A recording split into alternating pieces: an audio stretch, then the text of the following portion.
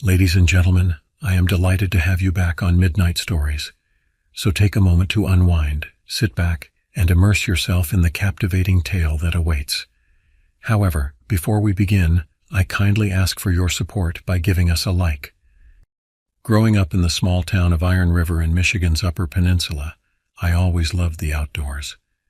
As a kid, I spent my summer swimming in the cold, clear waters of Lake Michigan, fishing for brook trout in the gurgling streams, and camping under the stars in the dense forests of the Ottawa National Forest. My best friends Nick, Josh, and I were inseparable. Every weekend we'd load up our backpacks with gear and disappear into the woods for days at a time, roughing it in the backcountry. We thought we were invincible. But things changed when I turned 18 and went off to college at the University of Oregon.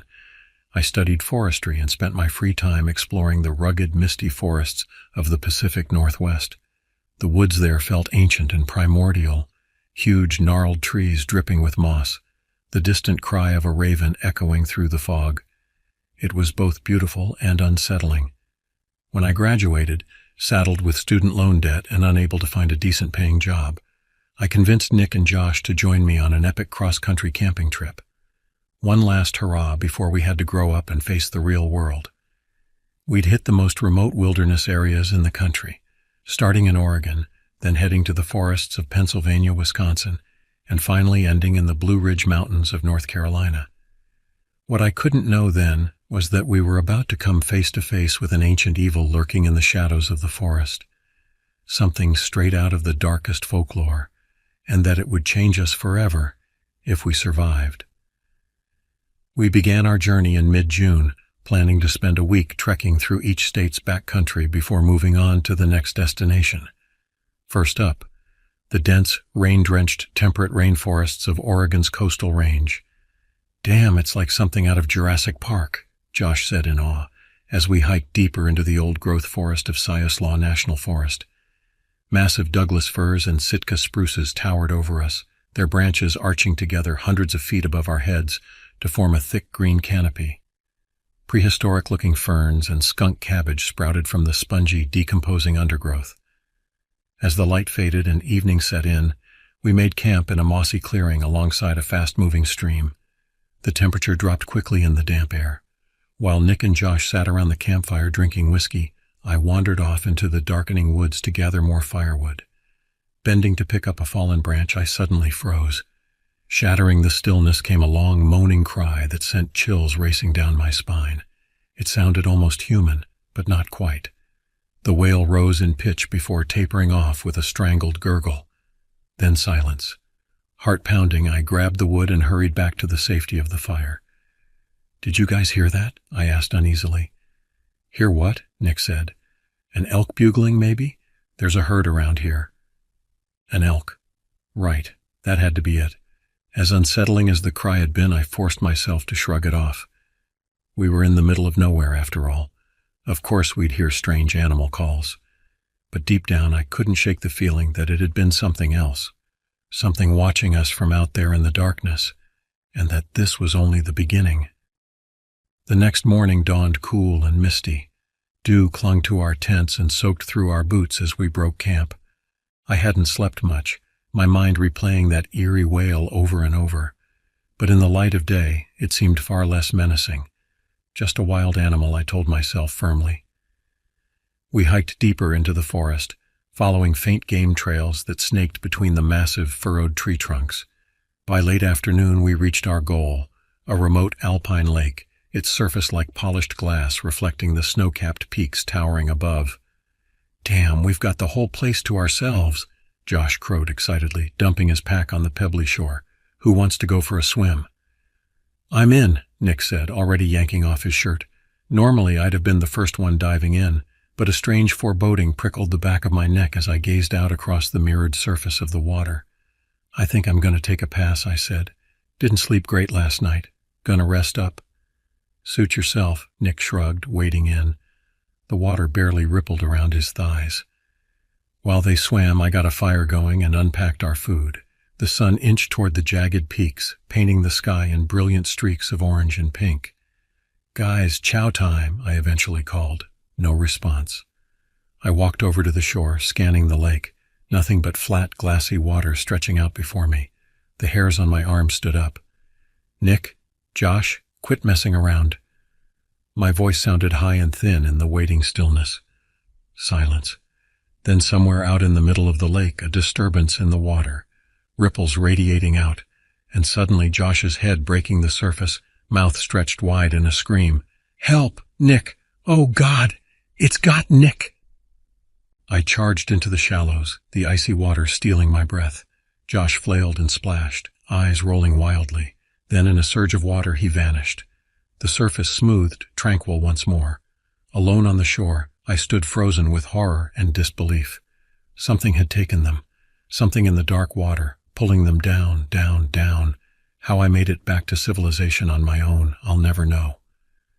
Those next hours were a panicked blur of crashing through the forest, their final screams ringing in my ears, my mind unable to process the enormity of what I'd just witnessed.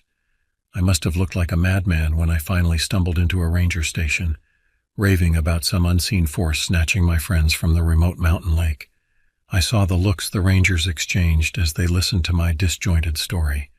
Looks that said, "This guy's lost it." But they had to investigate. Of course, by the time the search and rescue team reached the lake the next day, there was no sign of Nick or Josh, no tracks or traces, no clues to what had taken them. Like they had vanished without a trace. Trauma, the police said. Delayed drowning, maybe. A terrible accident, to be sure, but these things happened. 2 young men swimming in an ice-cold alpine lake after a few drinks, their muscles probably seized up. Tragic, but not uncommon. I knew none of their explanations could account for the sheer horror I'd seen in Josh's eyes in those final moments, or the feeling of a malevolent presence in those woods, watching us, hunting us. But I had no proof, and so I buried it deep, tried to move on, even as their loss left a void that could never be filled. After the funerals, unable to face the pitying stares and whispers, I fled back to my hometown in Michigan. But even there, the ghosts of that terrible day haunted my every step. I saw their faces in every shadow, heard their dying screams on the wind. I knew it was only a matter of time before the darkness found me again, before I had to face the nightmare that lurked in the forest once more. Months passed. The leaves turned, winter swept in with a vengeance, but even blizzards burying my hometown in deep snow couldn't blot out the memories. Finally, I couldn't take it anymore. I had to do something or I'd go mad, and so I found myself back on the road, chasing the dead ends of obscure folklore and myths, trying to make some kind of sense out of what had happened, to find proof that I wasn't crazy, that Nick and Josh had been victims of something ancient and evil. Pennsylvania, Wisconsin, poring over moldering old books in small-town libraries, cornering locals in dive bars to pry out whispered legends of dark things stalking the forest. Everywhere, scraps and fragments of old stories, strange disappearances, trappers vanishing without a trace, inhuman shrieks echoing from the woods. But nothing concrete, until an eccentric old hunter in the remote wilds of northern Wisconsin reluctantly shared a tale passed down in his family for generations. A story of a malevolent spirit said to haunt the forest, the Wendigo. It was once human, he told me, voice low and gravelly. But the hunger, the greed, the evil, it twisted them, turned them into something that ain't human no more. A soulless, ravenous thing, always hungering, pale as bone, teeth like needles, razor claws. It lures the unwary into the deep woods, mimics human voices, calls from the shadows, and then... He trailed off, watery eyes haunted. They say it can't be killed. Fire's the only thing it fears, but God help you if it catches your scent. The Wendigo. I'd heard vague tales, always dismissed as myth, but now, for the first time, I had a name to put to the primordial dread that had stalked us in Oregon. I knew it was only a matter of time before I faced it again. I had to be ready. Blowing the last of my meager savings, I outfitted myself as best I could for what was to come. Layers of thermal gear, fire starters, hatchets, hunting knives, climbing gear. If the Wendigo wanted me, I wouldn't go down without a fight. And so I found myself deep in the ancient, mist-shrouded forests of the Blue Ridge Mountains in early spring, one last stop on my quest for answers before the thing in the shadows finally caught up with me. I'd rented a remote cabin, miles from any other living soul, surrounded by dense stands of hickory, pine, and fir, as far from help as I could get. The first few days passed uneventfully as I explored the area, scouting game trails and dense thickets, but on the fourth night I woke suddenly, heart hammering against my ribs. The fire had burned low, casting eerie shadows on the rough-hewn log walls. From outside, somewhere out in the darkness of the forest, a long wail rose, undulating and inhuman, ending in a rattling, gurgling moan that sent icy tendrils of fear skittering down my spine. I knew that sound, echoing from my darkest memories. It had found me again. Hands shaking, I threw logs on the fire, built it into a roaring blaze. The flames beat back the darkness, pressing against the small cabin's windows. But the Wendigo was out there. I could feel its hunger, its simmering rage. I sat up till dawn, shotgun across my knees, jumping at every creak of trees in the wind. But it didn't attack. It was toying with me, drawing out the game. Sooner or later I'd have to face it. And this time only one of us would walk away. The next day dawned deceptively calm and bright, but even the cheerful birdsong and the breeze sighing through the leafy canopy couldn't dispel the sense of malevolent watchfulness, of a predator's gaze tracking my every move. I knew I couldn't simply hunker down and wait for the Wendigo to make its move. Sooner or later I'd have to take the fight to it, draw it out of hiding, before the waiting drove me mad. By late afternoon I'd fashioned a sturdy makeshift spear, its tip honed to a razor point slick with pine sap to make it burn. With a final deep breath to steel my nerves, I stepped off the cabin's porch and into the waiting forest, following the game trails ever deeper into the shadows, heading toward where I somehow knew it would be. Seconds stretched into minutes. The sinking sun slanted through the trees, painting the forest floor in blood-red streaks. Birdsong faded. Even the breeze seemed to hold its breath. I felt the weight of its gaze, a pressure between my shoulder blades. A twig snapped behind me, too loud in the stillness. I spun, spear raised. Shadows shifted between the trees, glimpses of desiccated, grayish skin pulled taut over jutting ribs, limbs too long and gaunt to be human, the glint of jagged teeth, of hooked claws. With an unearthly howl, it launched itself at me, faster than anything had a right to move. I threw myself to the side, lashing out with the spear, felt it connect. A high, enraged shriek split the air. Then the Wendigo was on me. We crashed to the ground in a flurry of teeth and blood and needled claws, half-glimpsed horrors, a ravening hunger barely contained in the twisted remnants of a human form. The stench of rotting meat and ancient earth. Claws raked my face, my arms, shredding flesh, but I couldn't feel the pain. A cold, clear focus descended. With a roar of fury and terror, I drove the spear up under its ribs with all my strength. It shrieked, clawing at the shaft, oily black blood spurting. The wound smoked and sizzled. "For Nick and Josh, you bastard!" I snarled through blood-flecked teeth. Wrenching the spear free, I stabbed it down, again and again, till my arms ached and its body stopped its grisly twitching. I staggered back, chest heaving. It lay still, twisted and broken. But even as I watched, flesh knit back together, bones crackled and popped back into place. Dead eyes, pale as a winter sky, snapped open, horribly aware. Oh God, it couldn't be killed.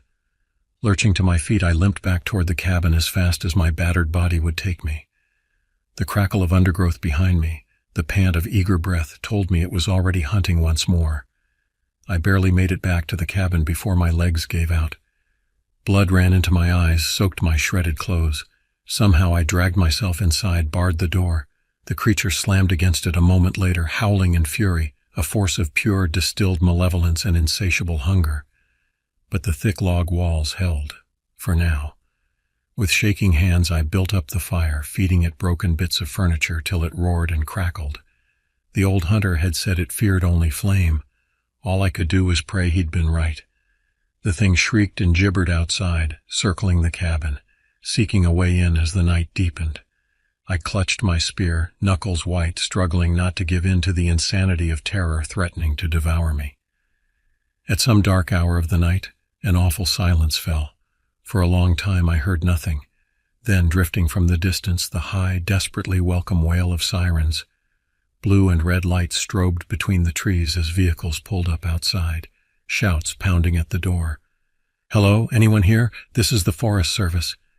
They broke down the door, took in the scene of carnage. My ravaged face, the blood soaking the floor. I must have looked like I'd lost my mind. Maybe I had.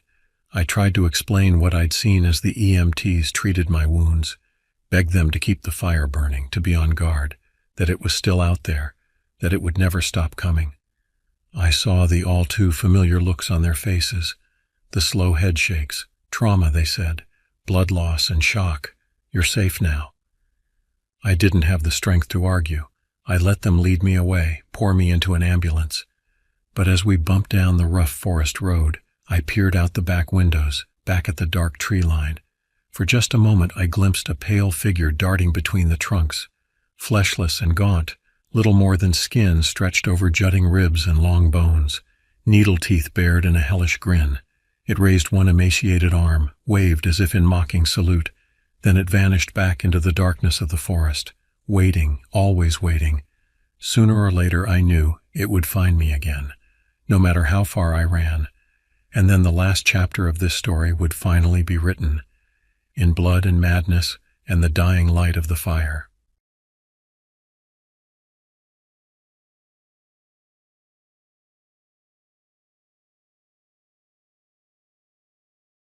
My name is Ethan, and I'm 28 years old. I live in a small apartment in Pittsburgh, Pennsylvania, where I work as an accountant. Numbers have always made sense to me in a way that people haven't. I like the order and logic of spreadsheets and financial statements, but outside of work, I nurture my passion for the great outdoors. Every chance I get, I load up my beat-up old Subaru with camping gear and head out into the wilderness to unplug from the modern world and immerse myself in nature. This past year has been rough. I went through a bad breakup and have struggled to get my social life back on track. To make matters worse, I made some poor investment decisions and am now drowning in credit card debt, barely making ends meet each month. I've been feeling lost, anxious, and in need of a reset. So when my old college buddies Ryan and Alex suggested a guy's trip to the remote forests of the Upper Peninsula in Michigan, I jumped at the chance. We hadn't seen each other in years, but we shared many fond memories of camping and hiking trips during our university days. Reuniting for an off-grid adventure sounded like the perfect escape from my troubles. After a long day's drive north, we arrived at a small rustic campground on the shores of Lake Superior that would serve as our base camp. As we set up our tents, the towering evergreens swayed ominously in the wind, and waves crashed against the rocky beach. An eerie mist hung low on the water. I tried to shake an uneasy feeling as I reminded myself that this trip was supposed to help me relax, not wind me up tighter. That first evening, we cooked hot dogs over the campfire and caught up on life, reminiscing about the old days and discussing where our paths had taken us since. Ryan was now married with a young daughter and worked as an engineer in Wisconsin. Alex taught high school science in North Carolina and spent his summers leading youth backpacking expeditions. As the night grew late and the fire died down to glowing embers, our conversation turned to the strange and unexplained. Ryan shared a chilling story he had heard about these woods.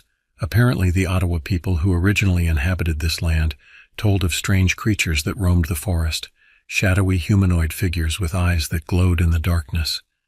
Alleged sightings over the years described them as tall and emaciated, with long limbs and pale skin. Campers spoke of hearing eerie wails and finding unusual footprints outside their tents. The Ottawa called them Wendigo, an evil spirit that could possess humans and turn them into violent, cannibalistic monsters. Alex and I exchanged nervous glances as Ryan continued in a low, solemn tone. The Wendigo targeted people in moments of weakness, those who were lost, hungry, or struggling emotionally. It would stalk its prey, driving them to madness and desperation before finally revealing itself. According to legend, the surest way to become possessed by a Wendigo was to encounter it in your dreams. I laughed off Ryan's spooky tale as I crawled into my tent, but I couldn't shake the ominous feeling it left me with as I drifted off into a restless sleep.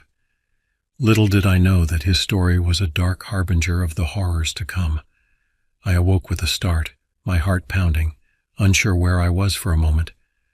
Pale morning light filtered through the tent walls as memories of the previous day came flooding back. The long drive setting up camp, Ryan's creepy Wendigo story by the dying fire. I took a few deep breaths to calm myself. It was just a dumb campfire tale, no need to get worked up. Unzipping the tent flap, I was greeted by the serene, misty shoreline of Lake Superior. Ryan and Alex were already up, boiling water for coffee on our propane stove. The events of last night felt hazy, like a strange dream. We ate a quick breakfast of instant oatmeal and discussed our plans for the day. A long hike to scout for a backcountry campsite where we'd stay tonight, deep in the forest and miles from other people. As I shouldered my heavy pack and we set off down the trail, the eerie feeling from last night crept back in. The woods felt different than other forests I'd hiked, unfriendly somehow. Towering hemlocks blocked out the sun, casting everything in a gloomy half-light. A low mist snaked between the mossy trunks. The only sounds were our boots crunching dead leaves and the occasional distant croak of a raven. I kept thinking I caught flickers of movement out of the corner of my eye, but when I turned to look, nothing was there. We hiked for hours, pushing deeper into the wilderness. My mind wandered as I walked, ruminating on my problems back home that I was trying to escape. The mountain of unpaid bills, my demoralizing dead-end job, the gnawing loneliness of the past year. This trip was supposed to help me get away from all that, but I couldn't seem to stop my anxious thoughts from churning. As the light started to slant into late afternoon, I realized I had fallen behind Ryan and Alex, lost in my own head. Picking up my pace to catch up, I suddenly noticed that the trail had grown faint, barely more than a faded line of trampled brush snaking between the endless ranks of trees. Had we gotten off track at some point? A shiver tingled up my spine as I realized how utterly alone and tiny I felt beneath the ancient, disapproving glare of the forest. I called out for Ryan and Alex, but the woods seemed to swallow my words, muffling them to eerie silence. I had started to sweat, my heart thudding faster. Where were they? How could I have lost them? The trail was gone now. No matter which direction I looked, my surroundings were a uniform tangle of trunks and shadow. I was undeniably lost and alone in this vast primordial wilderness. Ryan's words from last night echoed in my mind unbidden. The Wendigo targets people in moments of weakness, those who are lost, hungry, struggling emotionally. A twig snapped sharply behind me. I spun around and saw a flicker of pale motion between distant trees. Breath catching in my throat, I called out in a quavering voice, "Ryan? Alex? Is that you guys?" But only silence answered me. The forest had gone preternaturally still, like a dark, watchful presence holding its breath. I suddenly felt a prickling certainty that something was out there in the shadows, and it was observing me, stalking me. I was alone and lost in the great north woods, miles from civilization. And I couldn't shake the terrifying sense that the forest itself was alive and malevolent, that I had somehow drawn the attention of an ancient, patient evil. As the shadows lengthened and an unseasonable chill crept into the air, I shivered and realized one thing with sinking dread. Night was falling, and I desperately needed to find my friends before darkness swallowed the woods. Because strangely, I knew that if I didn't, I might never make it out of this forest again. I crashed frantically through thickets and deadfalls, wincing as twigs lashed my face, calling for Ryan and Alex until my voice grew hoarse. But the woods gave no answer. Each towering tree looked just like the last, and I soon had to accept that I was hopelessly disoriented. The meager daylight was fading fast, shadows pooling between the endless ranks of trunks. Overhead a raven croaked forlornly, and in my agitated state, it sounded like mocking laughter. Fear churned sickly in my stomach as Ryan's ominous tale haunted me. When I could barely see my own feet beneath me in the gloom, I had to accept bitter defeat. I was lost, alone, and now would have to spend the night in these unsettling woods by myself with no tent or proper gear. But I was an experienced outdoorsman, I sternly told myself.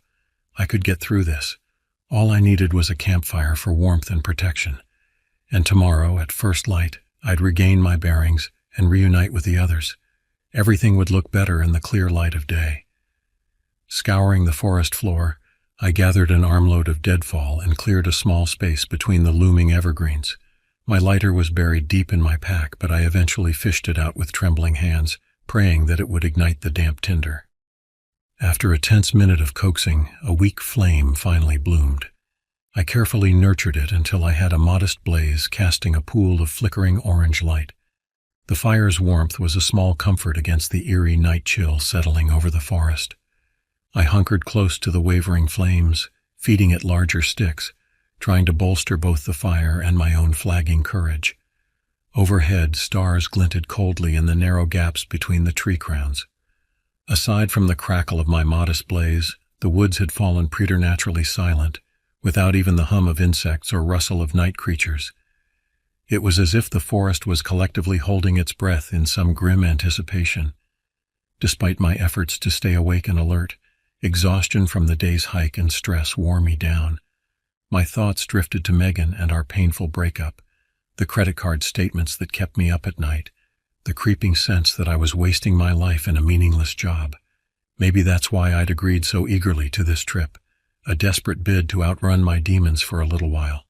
But now, shivering alone fireside in the uncaring forest, my personal struggles felt trivial against the deeper menace lurking in these ancient woods, a primordial fear as old as humanity itself. Just as my chin started to nod toward my chest, I heard a distant sound that jolted me to full alertness.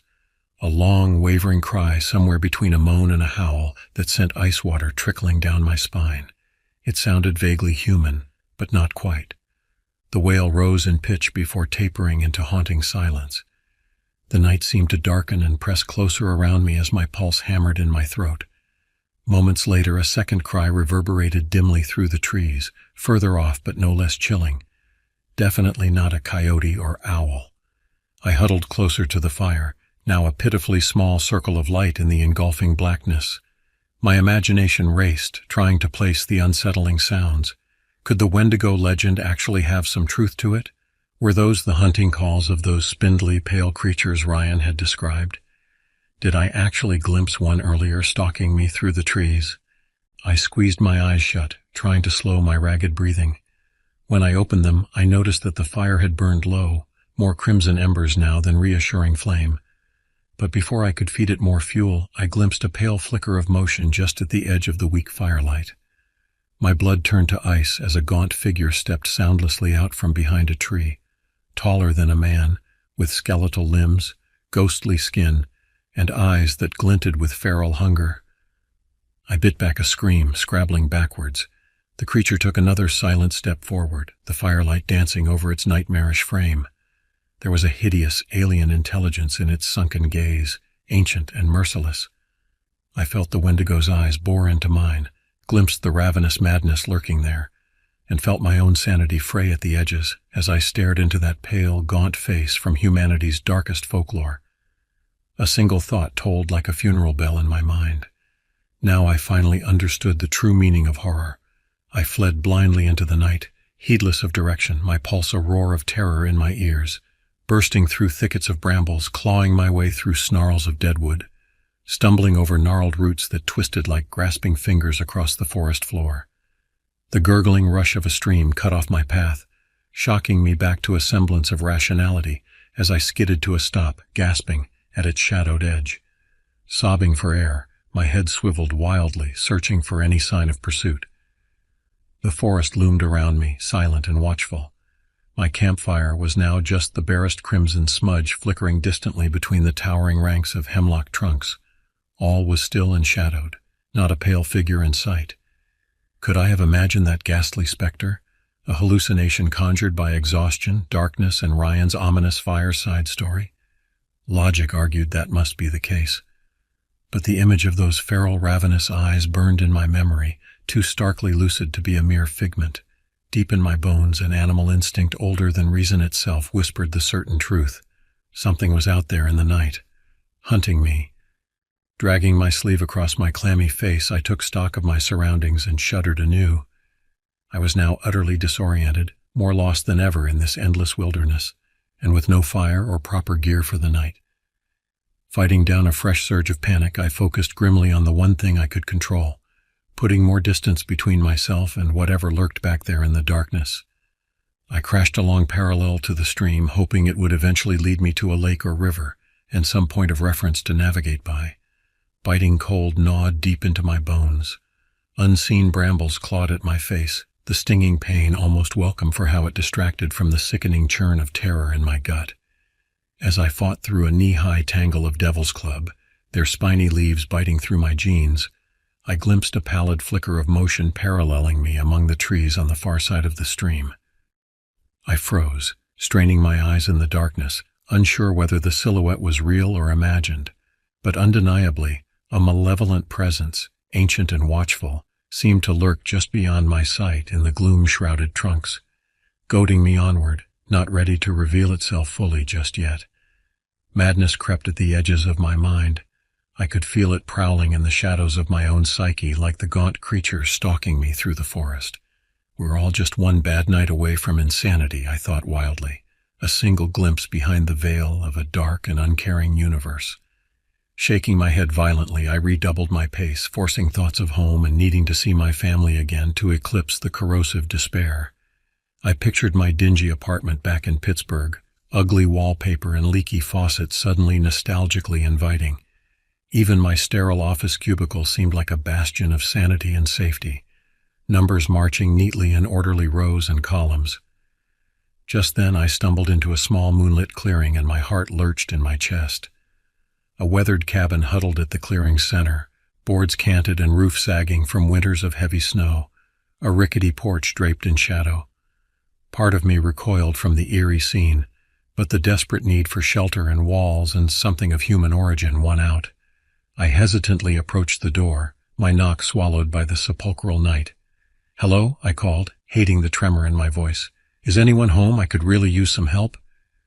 Then the door's rusty hinges shrieked and it yawned open with a drawn-out creak, revealing only darkness within. But as my eyes adjusted, I glimpsed the shimmer of pale, gaunt limbs and a feral glint of sunken eyes. My blood turned to ice as I stared into the face of nightmare, and the horrible truth crashed over me. I hadn't outrun the Wendigo.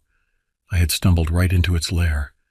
The Wendigo's fetid breath washed over me, reeking of blood and decay as it loomed in the doorway.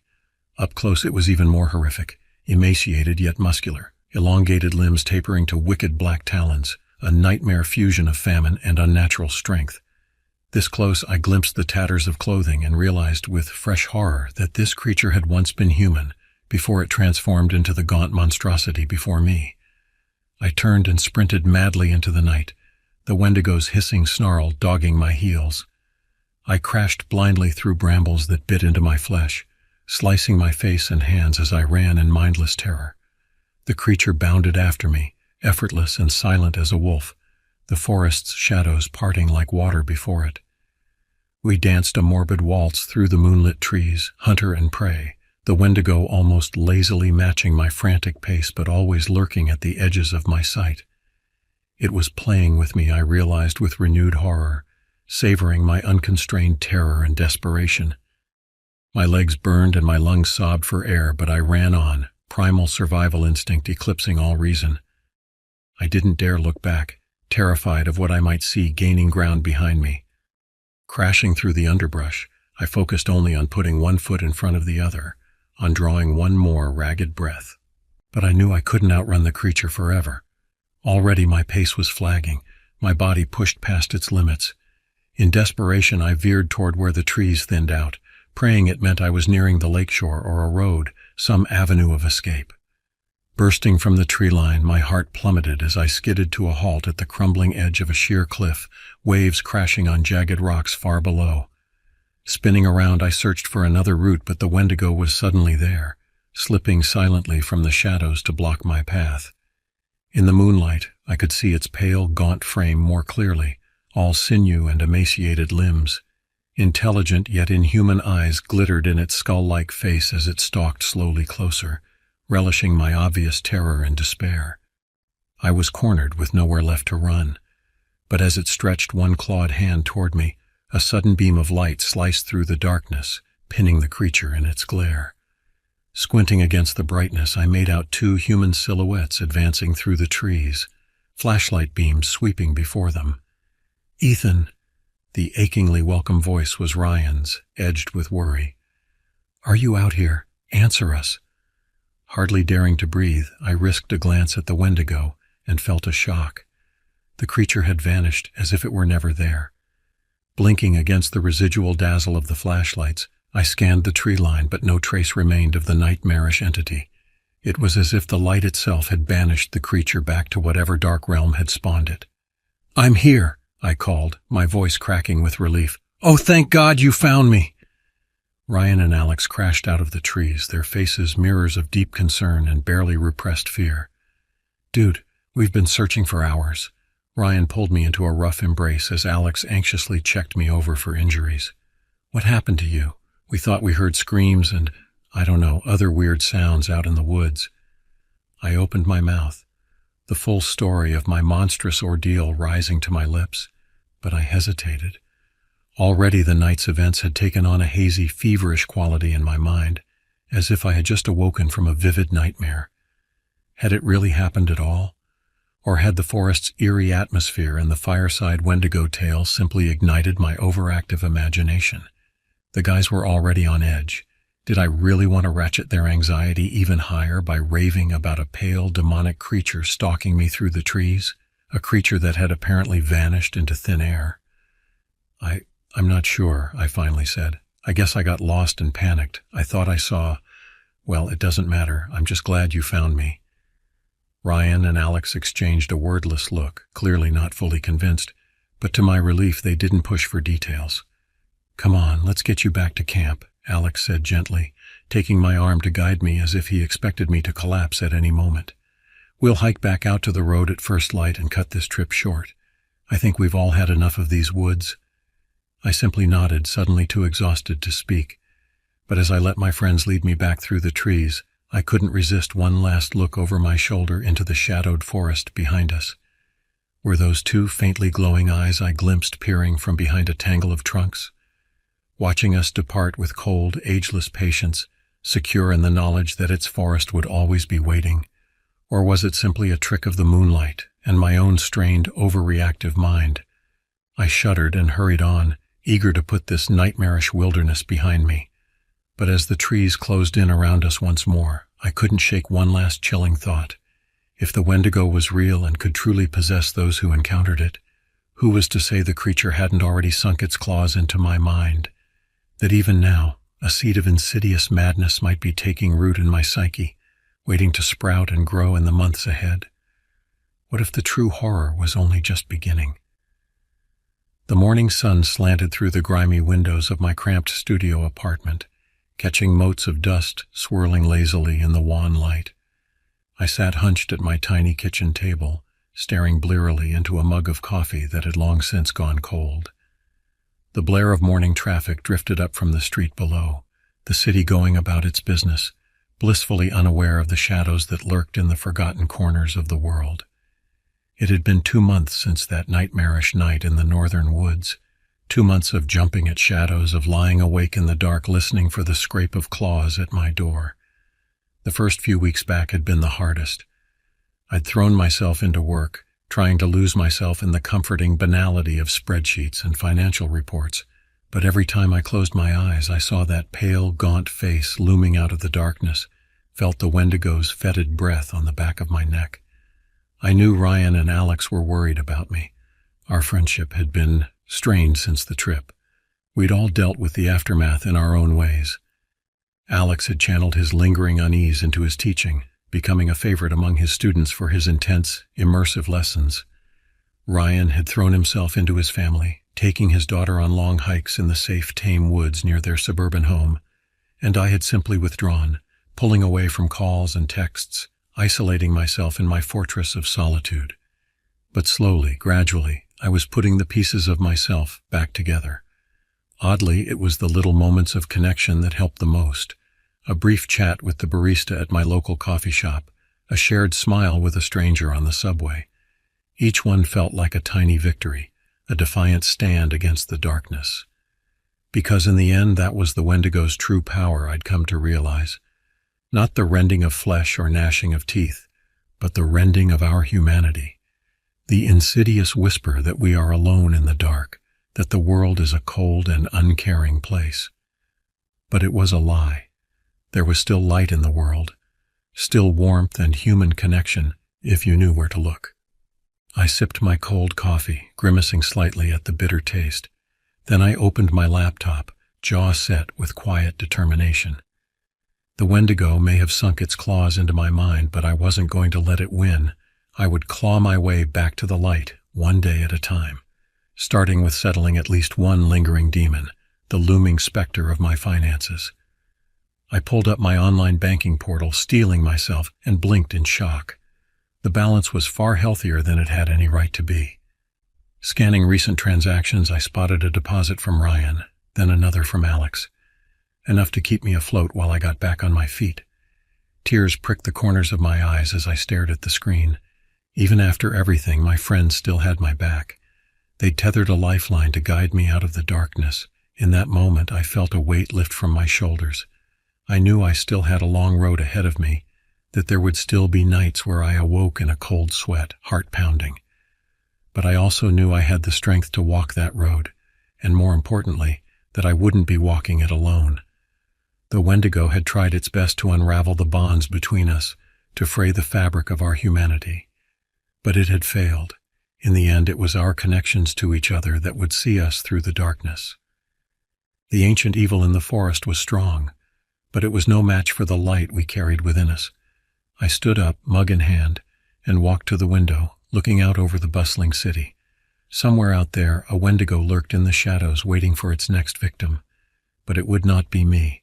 I had a life to live, and I intended to live it well, to meet my demons head-on, strengthened by the knowledge that I was not alone, and bit by bit, to banish the darkness with the light of human connection. It wouldn't be easy, but I was ready for the fight. After all, if there was one thing I'd learned from my night of terror in the forest, it was this: the scariest monsters are the ones we carry within us. But in the end, it is also us who gets to decide how their story ends.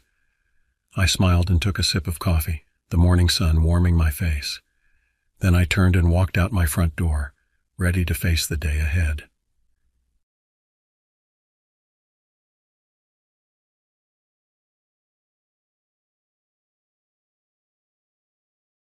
The five of us had been planning this camping trip for months. Me, Jack, Ryan, Mike, and Chris, buddies since high school, looking for one last adventure together before we all went our separate ways after college graduation. We decided on a week-long trek deep into the remote wilderness of Michigan's Upper Peninsula.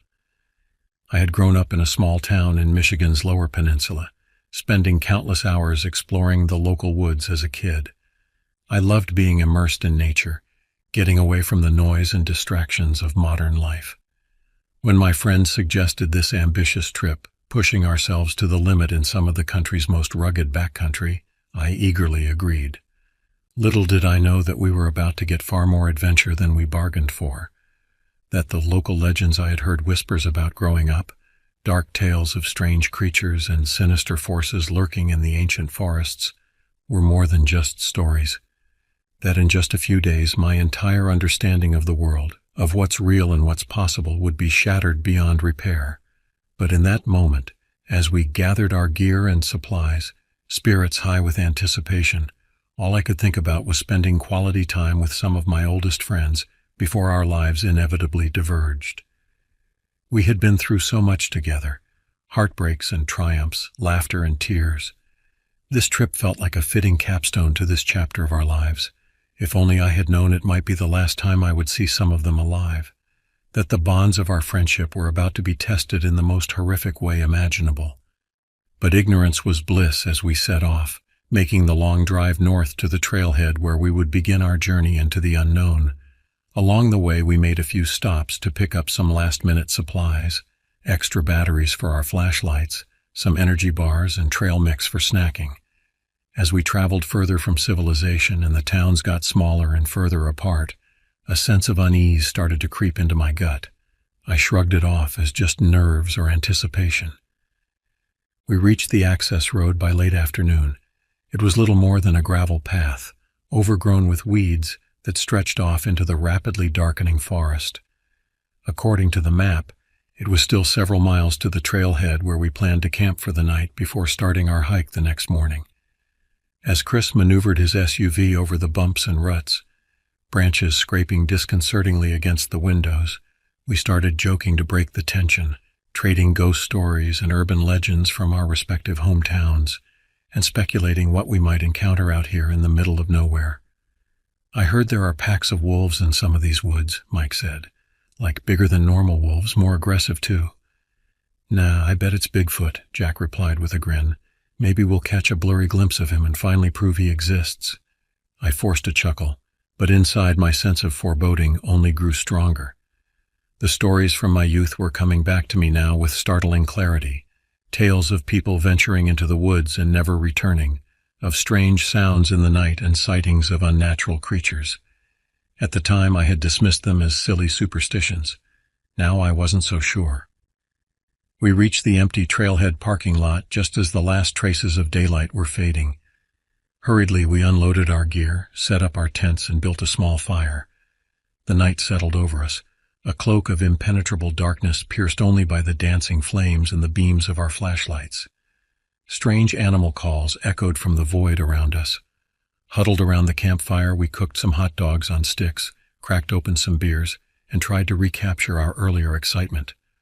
But an ineffable heaviness now hung in the air, an almost primal sense of being watched, of not being welcome here. I couldn't quite put it into words, couldn't tell if my friends felt it too, or if it was just my imagination running wild. If I had heeded my intuition then, if we had simply packed up our things, driven away, and never looked back, maybe things would have turned out differently. Maybe the horrors to come could have been avoided.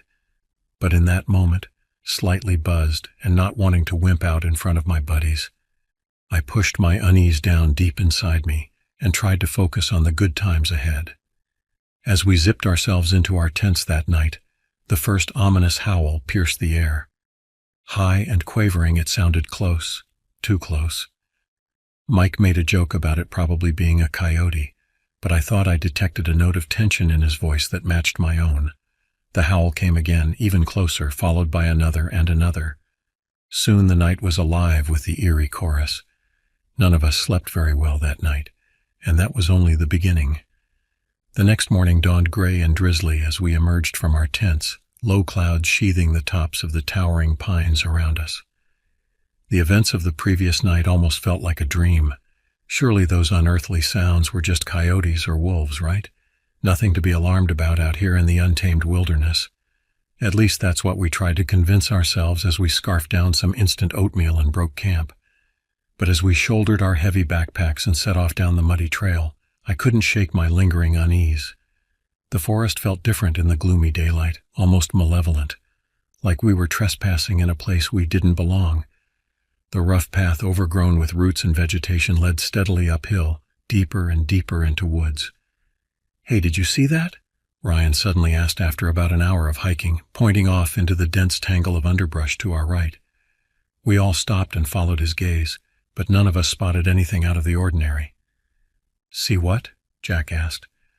"I thought I saw—" "Never mind, it's nothing. Let's keep going," Ryan replied. But I noticed he kept casting nervous glances over his shoulder after that. As the day wore on, the drizzle thickened into a penetrating chilly rain, cutting through our rain gear and dampening our spirits. According to the map and compass, we still had a ways to go before reaching the first backcountry campsite. The path ascended a series of steep hills and rocky outcroppings, the monotony broken only by the occasional stream crossing or small waterfall. During one break, huddling under a makeshift shelter made from a tarp to eat some beef jerky and trail mix, Mike remarked that he hadn't seen a single sign of civilization all day. No footprints, fire rings, or litter indicating other hikers. Unusual for such a scenic area, even if it was remote. "Well, that's kind of the whole point," Chris said, "to get away from the crowds and experience some real solitude." "I know, but doesn't it feel like we're the only people for 100 miles in any direction?" Mike pressed. "It's a bit eerie, that's all." Now that he mentioned it, the absence of any human traces was a bit disconcerting. Combined with the steadily worsening weather and the gloom of the forest, an unmistakable air of isolation and vulnerability crept over us. We hurried to pack up and get moving again, simply to have something to focus on other than our growing discomfort. Shortly after that, we made a chilling discovery. Right in the middle of the trail, illuminated by the weak light filtering through the rain-soaked canopy, was a large paw print in the mud. Except paw didn't really do it justice. The impression was as wide as my splayed hand, and the individual claw marks at the tips were inches long. It reminded me of a bear track, except bigger, much bigger. We all exchanged uneasy glances. There weren't supposed to be grizzly bears in Michigan, right? And even if there were, what kind of bear could possibly leave a print that massive? When I knelt down to examine it more closely, I noticed a strange pattern of smaller markings surrounding the main track, almost like arcane symbols. A shudder ran through me that had nothing to do with the rain or the cold. Maybe we should head back, Jack suggested, trying to keep his voice steady. This doesn't feel right. For a split second, we all considered it. The thought of just turning around, returning to the world we knew and understood, was powerfully tempting. But some combination of stubbornness, peer pressure, and misplaced bravado made us push onwards in the end. Mike reasoned that whatever animal made that track was probably long gone by now, and after coming all this way, none of us wanted to admit defeat without reaching our goals. So we nervously continued, hyper-alert for any other signs of the creature, as the path wound deeper into the sodden grayness. With every passing minute, every squelching step, I felt like we were crossing an invisible threshold into a primordial world, governed by forces we couldn't begin to comprehend. A world that was perhaps better left undisturbed. After several more arduous miles, we straggled into the backcountry campsite by a small lake, utterly exhausted and chilled to the bone. It took us longer than it should have to get tents set up and a fire started with numb fingers and waterlogged kindling. To our immense relief, the rest of the evening passed without incident. There were no more unearthly howls, no signs of that impossibly large creature besides the single paw print we had stumbled across. Maybe, I dared to hope, it had all been a product of our overactive imaginations and the oppressive atmosphere of the deep woods. But that fragile optimism shattered in the darkest hours of the night when I awoke suddenly to the sounds of screams and the unmistakable sensation that something was terribly, terribly wrong. I jolted upright in my sleeping bag, my heart pounding in the darkness. For a disoriented moment I thought perhaps the screams had just been part of a nightmare, some lingering fragment of dream. But then they came again, long, wavering shrieks of mortal terror and agony that sent ice water flooding through my veins. And judging by their volume, they were coming from the tent right next to mine. Mike and Chris's tent. Frantically, I fumbled for the zipper of my tent flap and spilled out into the campsite. The fire pit was little more than glowing coals, but as my eyes adjusted, I could see a scene of utter chaos in the flickering light. Mike and Chris's tent had collapsed, the shape of their thrashing bodies straining against the fabric as they cried out. And something else was in there with them, a hulking, snarling black form with glowing red eyes that hinted at an impossible size. I dimly registered Ryan and Jack stumbling out of their tent as well, the horror in their exclamations mirroring my own shock. Before any of us could react further, there was one last piteous shriek, and then a wet, ripping sound that made my stomach turn. The screams stopped abruptly. Something large rustled inside the ruined tent, and then, to my further revulsion, began audibly feeding. Oh my God, Ryan was saying over and over, his voice high and hysterical. What is that thing? I had no words to answer. Some deep, primordial instinct had taken over my body, flooding my system with adrenaline. Without thinking, I lunged for my backpack, still with most of my gear inside, and swung it over my shoulders. We have to get out of here now, I yelled at Jack and Ryan. Into the woods, it's our only chance. I didn't wait for a response before plunging into the dark tangle of trees, thorns tearing at my clothes. Blind, mindless panic carried me forward, crashing through the underbrush with no thought for direction or destination. Just away, far away from the nightmare behind us. After a few minutes, when the burn in my lungs and legs made it impossible to run any further, I stumbled to a stop and looked back. I could no longer see the faint glow of our campfire. The woods were utterly still. No screams, no sounds of pursuit. I strained my ears but couldn't hear Jack or Ryan either. An awful sinking feeling grew in my gut as I contemplated the implications. Was I now alone out here? Had we all just scattered in different directions? But before I could fully process this new, horrific development, an alien sound shattered the quiet night. It was vaguely similar to the howls we had heard the previous evening, except deeper, more guttural, and filled with a savage, triumphant bloodlust that sent a bolt of primitive terror straight down my spine. It was coming from the direction of our abandoned camp, and judging by the way it echoed off the hills, bouncing and overlapping itself, it wasn't just a single source. There were multiple creatures out there, and they were on the hunt. I broke into a stumbling run again, whipped onward by a fresh jolt of fear. The forest had become a hostile labyrinth, every shadow a lurking threat.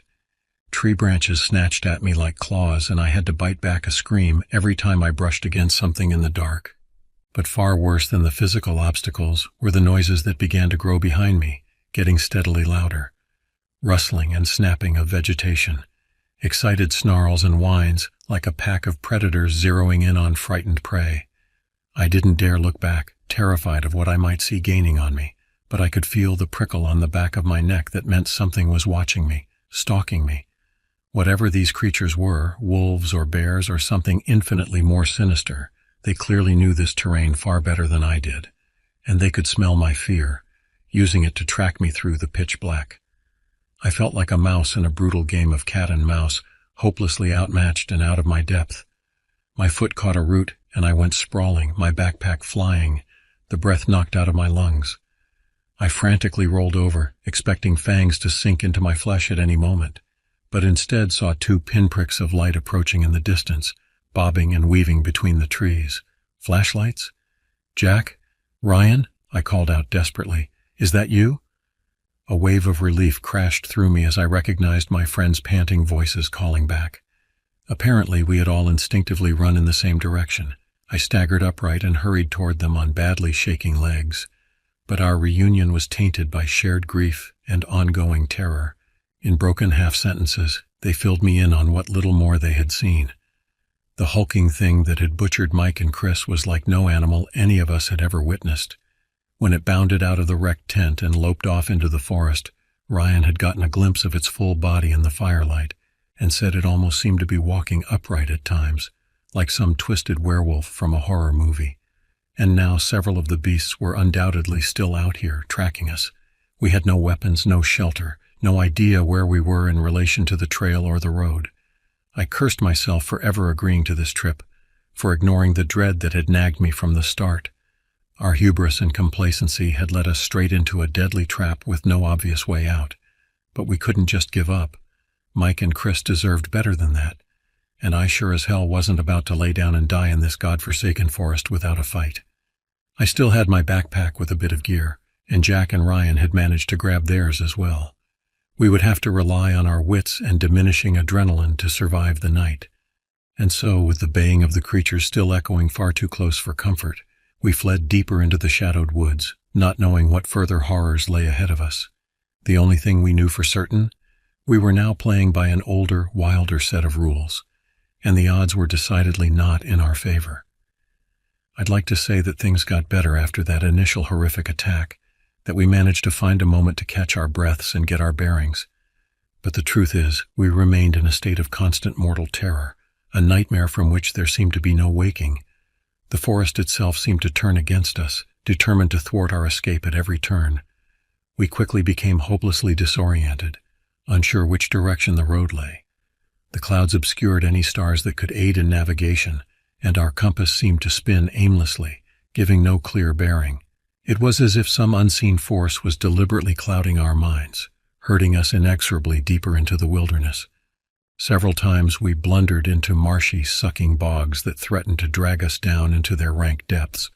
Thorny underbrush tore at our skin and clothes, leaving us bleeding from 100 small cuts. And always there was the feeling of being watched, stalked, toyed with by an intelligence far greater than our own. We snatched moments of fitful rest only when sheer exhaustion demanded it, slumping against tree trunks with our hearts still racing. But every time we closed our eyes,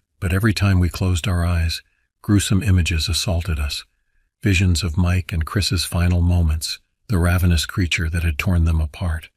We jerked awake over and over, unsure if the sourceless rustling and creaking around us was real or imagined. As if the physical hardships and mental strain weren't enough, it soon became apparent that we were being hunted by more than just the creatures. Something dark and insidious was seeping into our minds, exploiting our mounting dread and despair. It started as a faint whispering at the edges of my consciousness, easy to dismiss as the product of an overstressed mind.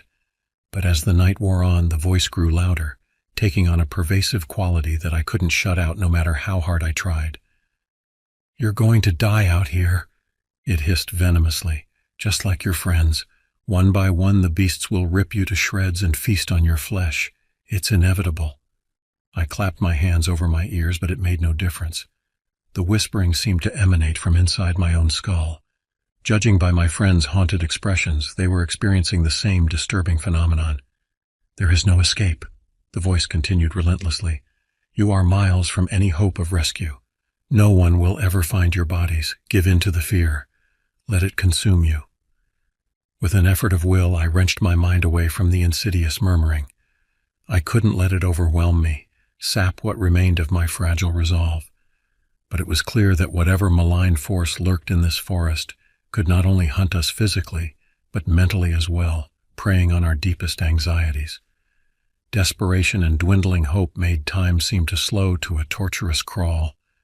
Minutes felt like hours like eternities as we plodded onward in a daze of misery, every rustle of leaves or snap of a twig making us flinch. My muscles burned and my lungs ached, but it was nothing compared to the acid bite of Jack's dire question. What if we're just walking in circles? What if there is no way out and this is just some sort of sick game to that thing? I had no reassuring response to offer.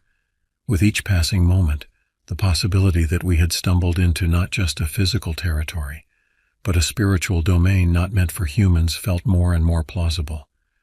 A place where the normal rules of nature held no sway. As if to punctuate that grim thought, an abrupt change in the cadence of baying and howling in the distance reached my ears. The undulating cries took on a new note, one of triumph and imminent attack. They had found us again, and this time sounded much, much closer.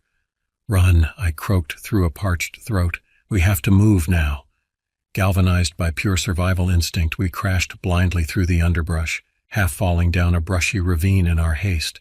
Branches slapped our faces and hidden rocks turned our ankles, but we barely felt them, too focused on the sounds of large bodies bounding through the woods behind us, closing the gap with horrifying speed. Then Ryan, slightly ahead of Jack and I, let out a sudden cry, but it was one of surprise and cautious relief, not pain or fear. "I see a light. I think there's a cabin up ahead." A structure, even a dilapidated outpost, meant a chance of shelter and defensible walls. We surged toward it in a final burst of desperate energy. The ramshackle cabin appeared out of the darkness, its windows glowing dimly from some sourceless interior light. Rotten wooden steps groaned under our weight as we leaped onto the sagging porch. I wrenched open the door, praying it wasn't locked. Mercifully, it swung open and we piled through, slamming it behind us. The single room was barren and thick with dust, cobwebs stringing the ceiling. Besides a rickety chair and table, the only feature was a cold stone hearth. But I hardly registered the details, too busy frantically dragging the table in front of the door as a barricade while Jack and Ryan shoved the chair under the handle as a wedge. No sooner had we finished our crude fortifications than a heavy weight slammed into the walls, rattling the entire cabin on its foundation. I yelped in shock, retreating to the center of the room as the impacts intensified, claws raking across the outer planks, a chorus of snarls and guttural roars shaking the night.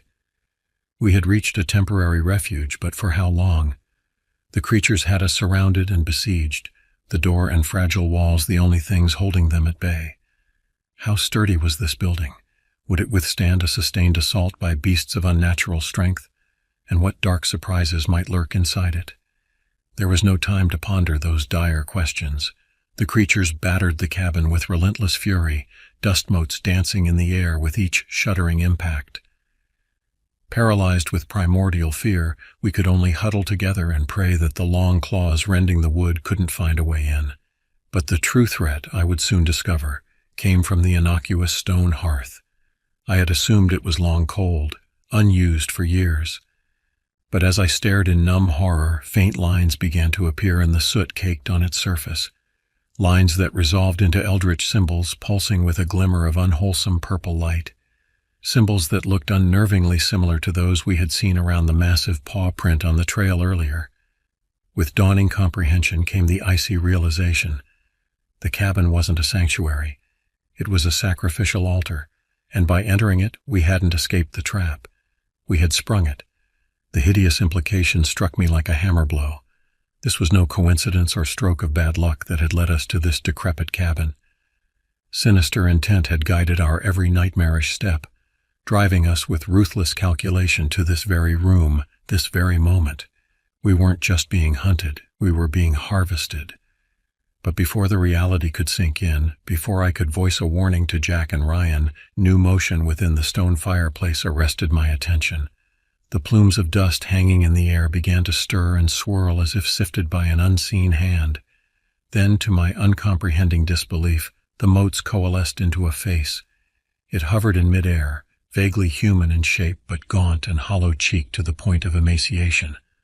A ghostly purple light smoldered in the depths of its empty eye sockets, blazing with cruel awareness.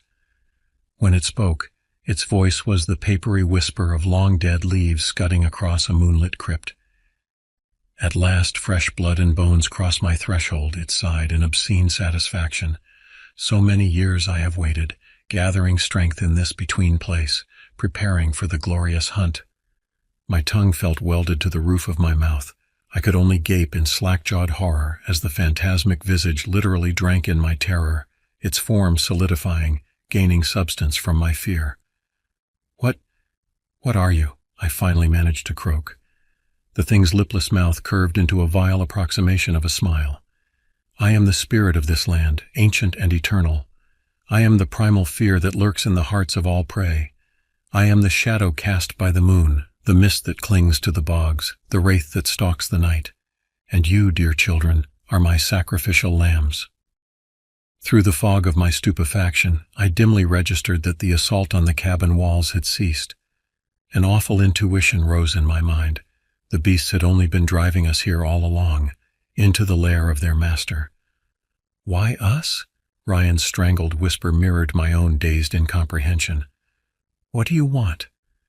"Because you were foolish enough to trespass in my domain, because your blind arrogance amuses me, because your pain and fear is sweet nectar to my lips." The nightmarish entity drifted closer, its tattered shroud of shadows undulating hungrily. "As for what I want to savor your despair as I flay your minds, to feel your sanity unravel as I peel it apart layer by layer, to feed on your life force until nothing remains but gibbering husks." Bile rose in my throat, an eternity of torment, of having our very essences devoured and corrupted, seemed a fate infinitely worse than a quick death under rending claws. And in that moment of blackest revelation, I knew with numb certainty it had all been inevitable from the moment we set foot in these cursed woods, that it wasn't poor decisions or random chance that had brought us to this fate. The spirit of this place had orchestrated every step of our doom in an intricate and malevolent dance as foreordained as the phases of the moon. Fight or flight instinct still screamed at me to run, to try for the door, but my muscles refused to obey. I was a hair frozen beneath the gaze of a cobra, unwilling mesmerism rooting me to the spot. Helpless tears tracked down my cheeks as I contemplated an existence more hellish than I could ever conceive. But then, through the haze of my despair, I noticed something. The runes etched into the fireplace, the very symbols that seemed to grant the wraith its power, had begun to flicker and dim. The more the malevolent spirit manifested, the more energy it expended, the weaker their eldritch light grew. As if its presence here, on this side of the void, was only made possible by the mystical conduit they provided, and without that anchor, that foothold. A desperate idea kindled in my mind then, born of the absolute certainty that if I did nothing we would suffer a fate more horrific than death. With my last ounce of defiance, I lunged for the dwindling embers of our fire and snatched up a half-charred log, ignoring the flash of pain as it seared my hands. The wraith let loose a hiss of outrage, its form billowing violently. "Impudent child, you dare?" But there was a shrill edge to its fury, a tinge of what almost sounded like fear. Before it could fully react, I swung the log with all my might at the fireplace, directly at the heart of the pulsing ward runes. The impact shattered the weakened stone, sending shards exploding outward. Instantly, the purple light surged, writhing across the masonry as if in mortal agony. A piercing shriek rattled the window panes. I struck again and again, chipping away at the sigils even as the wraith howled and clawed at my face with talons of shadow. White-hot pain lanced through my head, 1,000 nightmarish visions threatening to pull me under. But I clung to consciousness like a drowning man, flailing blindly in a haze of flying soot and rock dust.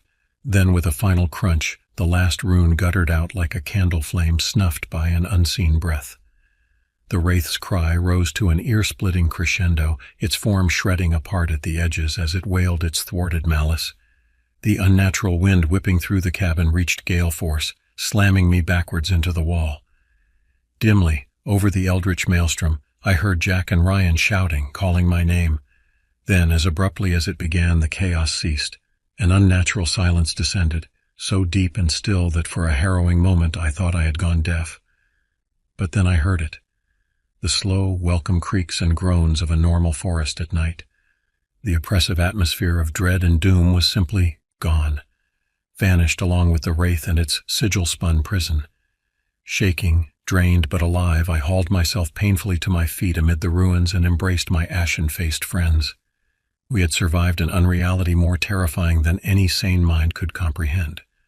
But our ordeal wasn't quite finished. We still had to escape these shadow-haunted woods and carry word of what transpired to the outside world, in solemn memory of those we had lost. The journey back to the trailhead was a stumbling, nightmarish ordeal that I recall only in the haziest of fragments, miles that felt like lifetimes, jumping at every snapping twig, clinging to the faintest hint of dawn on the horizon like a talisman against the horrors of the night. Every time I blinked, I saw the after-image of the wraith's baleful visage or flashes of the grisly fates of Mike and Chris.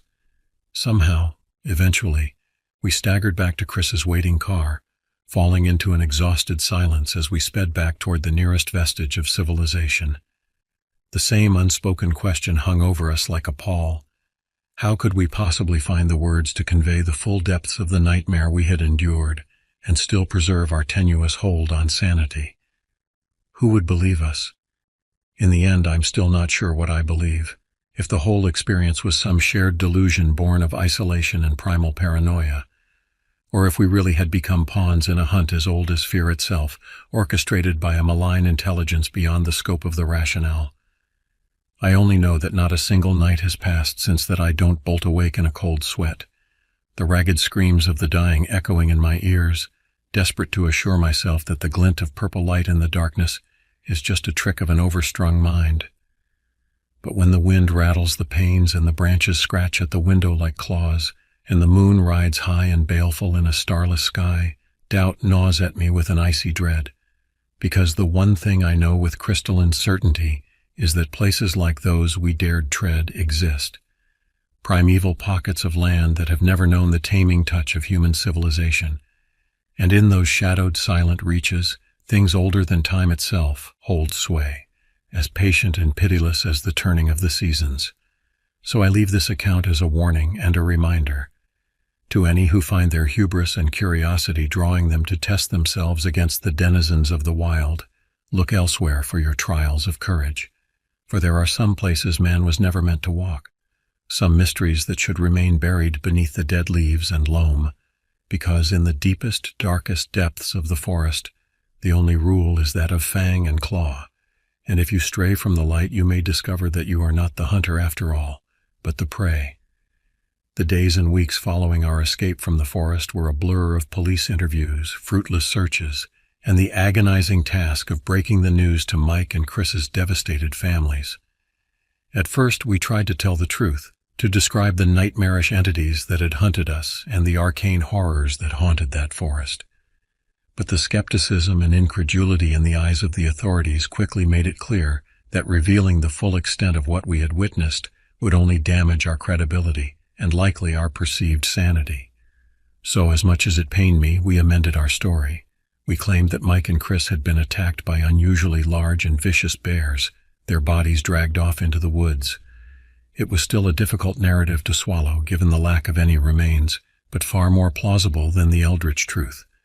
Perhaps that's why, despite multiple intensive searches, no trace of our friends was ever found, as if the forest itself had swallowed all evidence that they had ever existed.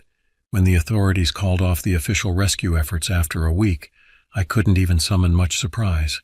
Some bitter, intuitive part of me knew we would never see Mike or Chris again, in this life or any other. In a way, not having the finality of recovered bodies made the grieving process even more excruciating. Their families vacillated between despairing acceptance and raging denial, demanding answers we couldn't provide. Jack, Ryan, and I drifted apart under the weight of our shared trauma, each grappling with the impossible memories in our own way. I threw myself into researching the history and folklore of those woods, desperate to find some context for what had happened to us.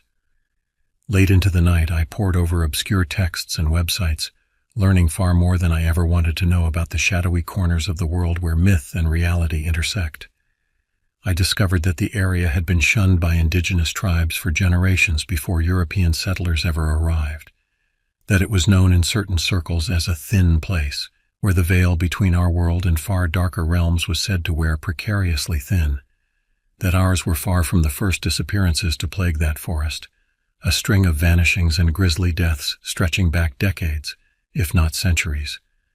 The more I learned, the more I began to suspect our ordeal had been part of a cycle of sacrifice and horror, as old as the land itself, that the wraith-like entity orchestrating the hunt from its decaying cabin was a shred of some ancient, primal evil, a malign intelligence woven into the very fabric of those shadow-haunted woods. Perhaps it fed on fear and suffering the way we feed on bread and water, needing periodic sacrifices to sate its unnatural hunger. Our intrusion into its domain had simply marked us as the most convenient prey, the easiest flesh to rend and bones to snap. These dark epiphanies brought me no peace, no closure. If anything, they only amplified the sense of cosmic helplessness, that we were but insignificant fleas caught in a web of eldritch forces beyond our comprehension. That the mundane world we clung to was a fragile illusion, a soap bubble begging to be popped by the claws lurking in the void. I might have lost myself entirely in that abyss of existential despair were it not for a phone call from Ryan on a bleak November evening, 6 months after we had escaped the forest. His voice was tight with barely suppressed excitement as he urged me to come over to his place immediately. He had something to show me, something that couldn't wait. Intrigued despite myself, I made the drive across town to his small apartment. He greeted me at the door with bloodshot eyes and a manic energy I had never seen from him before. "I found it," he kept muttering as he led me to his kitchen table. "I finally found it." Spread across the scratched formica was a mess of ancient-looking books and maps, most of them marked with the distinctive wear and must of used bookstores. But what immediately seized my attention was the sketch lying on top of the pile, a sketch of a symbol I had prayed to never see again. With a shaking finger, Ryan tapped the eldritch rune scrawled in faded ink. It was identical to the ones that had been etched in the hearth of that nightmarish cabin, the ones that had seemed to grant the wraith its power, the ones I had destroyed to banish it back into the abyss. Seeing it again sent a lance of ice down my spine. "I found it in this old book of regional folklore," Ryan explained, his words tumbling out in a caffeinated rush. "It's a warding sigil, a symbol used to bind and confine primal entities to certain places. The indigenous shamans would carve them to trap dark spirits they couldn't destroy outright." I leaned closer, studying the dense paragraphs of cramped text surrounding the sketch. "So those markings in the cabin, they were like a magical prison, keeping that thing locked in those woods?" Ryan nodded vigorously. "Exactly. But here's the important part." He stabbed a finger at a particular passage. "The wards have to be periodically renewed with blood sacrifice. The more powerful the entity, the more frequent the sacrifices need to be. If the rituals are abandoned—" He didn't need to finish the thought. A chill of understanding shivered through me. The wraith had said it had been gathering strength, waiting in that in-between place for its glorious hunt. What if our destruction of the wards hadn't just banished it, but freed it entirely? to carry its insatiable hunger for fear to other hunting grounds. Ryan must have read the dawning horror on my face. He looked at me with grim urgency in his eyes, a man who had stared into the same abyss of unthinkable possibilities. "If I'm interpreting this right," he said hoarsely, "then by breaking those sigils, we didn't bind that thing, we released it. And without the shamans to repair the wards and renew the rituals, there's nothing to stop it from spreading." The words fell like tombstones, heavy with unspeakable implications. In our desperation to survive, had we unleashed something far worse on the world? Was our ordeal in the forest merely the prelude to a wider web of nightmares? "We have to do something," Ryan continued. "Try to find a way to contain it again, or warn people, or I don't know. But we can't just ignore this. We've seen what it's capable of." I couldn't hold back a bark of bleak laughter. Warn them about what? A formless terror from beyond the veil of reality that hunts through fear itself? We'll sound like madmen. They'll lock us away. Tears of frustration welled in Ryan's bloodshot eyes. "I know how it sounds, but I can't just sit here knowing what I know, seeing those symbols every time I close my eyes. We're responsible for this, even if we never meant to be." The desperate urgency in his voice resonated with the guilt gnawing at my own soul. As much as I wanted to deny it, I knew he was right. In this fallen world of horrors and wonders, we alone understood the nature of the threat unbound.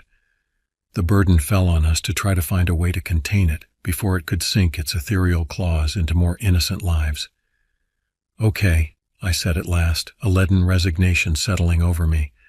"We'll do what we can, for Mike and Chris if nothing else. But we need to be smart about it, careful. We're flying blind here, and I'm not eager to become that thing's quarry again." And so began a quest as desperate as it was quixotic. Powered by grief, guilt, and grim resolve, Ryan and I spent countless sleepless nights huddled over arcane tomes and obscure websites, trying to unravel the keys to the rituals of binding. We tracked down every whisper of unnatural encounters and paranormal events, trying to map the Wraith's movements through the web of fear it spun. Were we hunting it, or was it simply luring us deeper into its labyrinth of shadows, drawing us into a new snare, a more expansive trap? I couldn't shake the skin-crawling intuition that every step we took was playing into some eldritch agenda we couldn't begin to fathom. But what other choice did we have? To bury our heads in the sand and wait for the malign ripples to spread, knowing the next pale faces on the missing posters could be our own doing. To wait for it to accrue enough power to fully manifest in our reality, to turn the whole world into its hunting ground. No, we had to try. For Mike and Chris. For the shamans who had given their blood and sanity to keep it bound. For all the future victims whose suffering might be laid at our feet if we did nothing. Maybe there was no containing such a primal force in the end. Maybe we were deluding ourselves to think two broken men could stand against the onslaught of an entity as old as fear. But if our time in those woods had taught us anything, it was that the only thing more unforgivable than standing against the abyss was surrendering to it. So we soldiered on, through the infested tunnels of the occult and the bleak pits of our own trauma, clinging to each other and to our battered shreds of sanity, a pair of hunters seeking to turn the tables on the ultimate predator. But always, always in the darkest pits of night, I couldn't escape the insidious fear that it was hunting us in turn, that our every effort to bind it was leading us deeper into its eternally patient snare, that in the end all our desperate struggles would be little more than the last futile thrashings of the prey before the inexorable snap of shadowed jaws. But what else is left in this fallen world than to rage against the dying of the light, to spit our defiance into the void, even as it swallows us whole? We had stared into the abyss, and the abyss had stared back. And in that eldritch gaze, we had no choice but to see the hunt through to its bitter end, or to become the ones hunted for the rest of our days. In our desperate quest to contain the primal evil unleashed from the forest, Ryan and I soon learned that the true nature of the hunting ground had shifted drastically. The Wraith's ethereal influence was no longer confined to those shadow-haunted woods. Tendrils of its fear-fed power had begun to seep into the very fabric of civilization, an invisible miasma coiling unseen through city streets and suburban cul-de-sacs. We first caught wind of it spread through a string of bizarre and unsettling incidents cropping up in the news. A rash of missing persons cases, all of them vanishing without a trace after raving to loved ones about being stalked by unseen predators. Accounts of strange mists creeping through public parks, leaving behind the mutilated carcasses of animals, and sometimes the odd blood-stained scrap of human clothing. An entire downtown block whose residents descended into a shared psychosis overnight, barricading themselves inside while screaming about the horrors clawing at their walls. To the general public and the authorities, these were unconnected tragedies, freak occurrences, and sad footnotes in the police blotter. But to those of us who had survived a glimpse behind the curtain, who knew to look for the pattern amid the static of strange events, the grim implications were all too clear. The wraith was insinuating itself into the cracks in the facade of the mundane, exploiting the fear and isolation that lurked in every human heart. Where once it had to lure prey into its forest domain to feed, now it could stalk and harvest us in our own backyards, glutting itself on a conveyor belt of terror. And with every atrocity it orchestrated, every nightmare it wove into the collective unconscious, it was only growing stronger, its presence seeping ever deeper into the marrow of our world. How long until that spectral invasion reached a tipping point, until our reality was little more than an extension of its eternally hungry shadow? This was the chilling theory that consumed our waking thoughts and haunted our restless nights, as Ryan and I hurled ourselves into the task of triangulating the wraith's movements and machinations through the web of human misery it spun. If we could just pinpoint the locus of its power, the nexus from which its malign influence radiated, perhaps we could find a way to blunt its advance, to excise its spoor from our collective psyche before the infection reached the terminal stage. But it was a task easier named than done. After all, how does one track a being that seems to exist more as a poisonous thought form than a physical entity, a creature of mist and fear and nightmare logic? We couldn't exactly punch its lair coordinates into Google Maps and come up with a handy address to stage our desperate exorcism. Instead, we were forced to trawl through the darkest recesses of the paranormal underground, sifting through a morass of rumor, speculation, and apocryphal lore for any scrap of data that might light our way. We pored over musty tomes of forbidden knowledge in university archives, scrolled through endless occult forums and conspiracy theory message boards, even tracked down old stories and oral histories from the indigenous peoples whose ancestors had first learned to fear the forest's eldritch hunger. Piece by piece, through caffeine-fueled bouts of bleary research and manic dot connecting, a pattern began to cohere from the static. Certain locations cropped up again and again in the litany of strange events, coordinates that traced the edges of an emergent shape. Separately, they were just unfortunate places where the veil between worlds seemed to wear thin, a shuttered mental asylum where a string of patient suicides defied explanation, a deconsecrated church where shadows gathered with eerie intent, a bridge notorious for the number of people compelled to leap from its spans. But taken together, plotted out on a map with threads of red yarn, they formed the rough outline of a very familiar symbol, the warding sigil whose destruction had unleashed the wraith in the first place. It was as if those points were acting as anchors for the entity, allowing it to project itself along the ley lines of fear that connected them, to turn the entire region into an extension of its original hunting grounds. With dawning horror, I traced my finger along the lines of the phantom sigil, the edges of a magical trap snapping into focus. There was still one point unaccounted for, one anchor required to complete the pattern and fully manifest the wraith's power in our world. And in a flash of grim certainty, I knew exactly where that final locus would be. The one place where the borders between realities had first been sundered, where the cycle of sacrifice and nightmare had been interrupted. The one place where we had personally paved the way for its intrusion into our lives. That goddamned cabin, the nexus of our trauma, the site of our first encounter with the piercing abyss of its gaze. Of course, the trap would snap shut there, the beast claiming its hunting grounds in full. I turned to Ryan, nausea and adrenaline rising in equal measure at the revelation. His haunted eyes met mine with the same leaden understanding, the same fatalistic acceptance.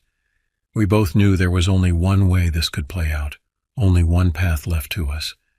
We had to go back, to return to the source of our sundered innocence and make our stand, for good or ill.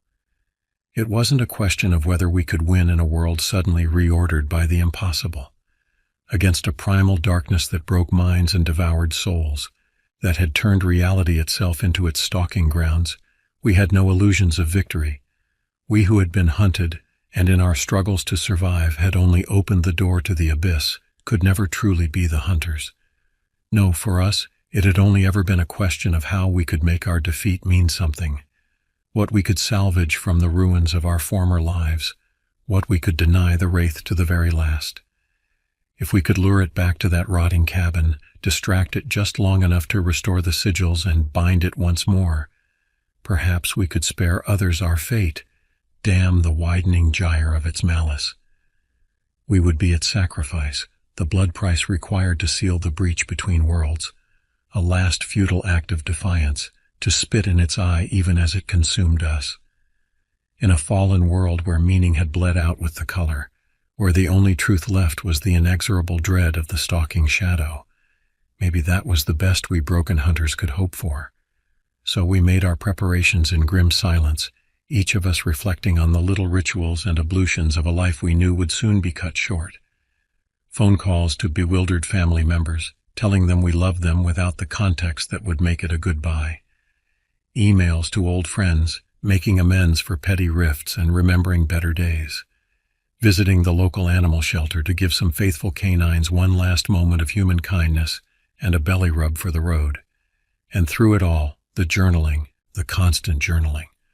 Pouring out our story onto every scrap of paper we could find, secreting it in hidden flash drives and remote servers, burying it deep in the archives of the occult underground. Because if we couldn't make it out with our lives, then maybe we could with our warning, our hard-won scraps of impossible truth.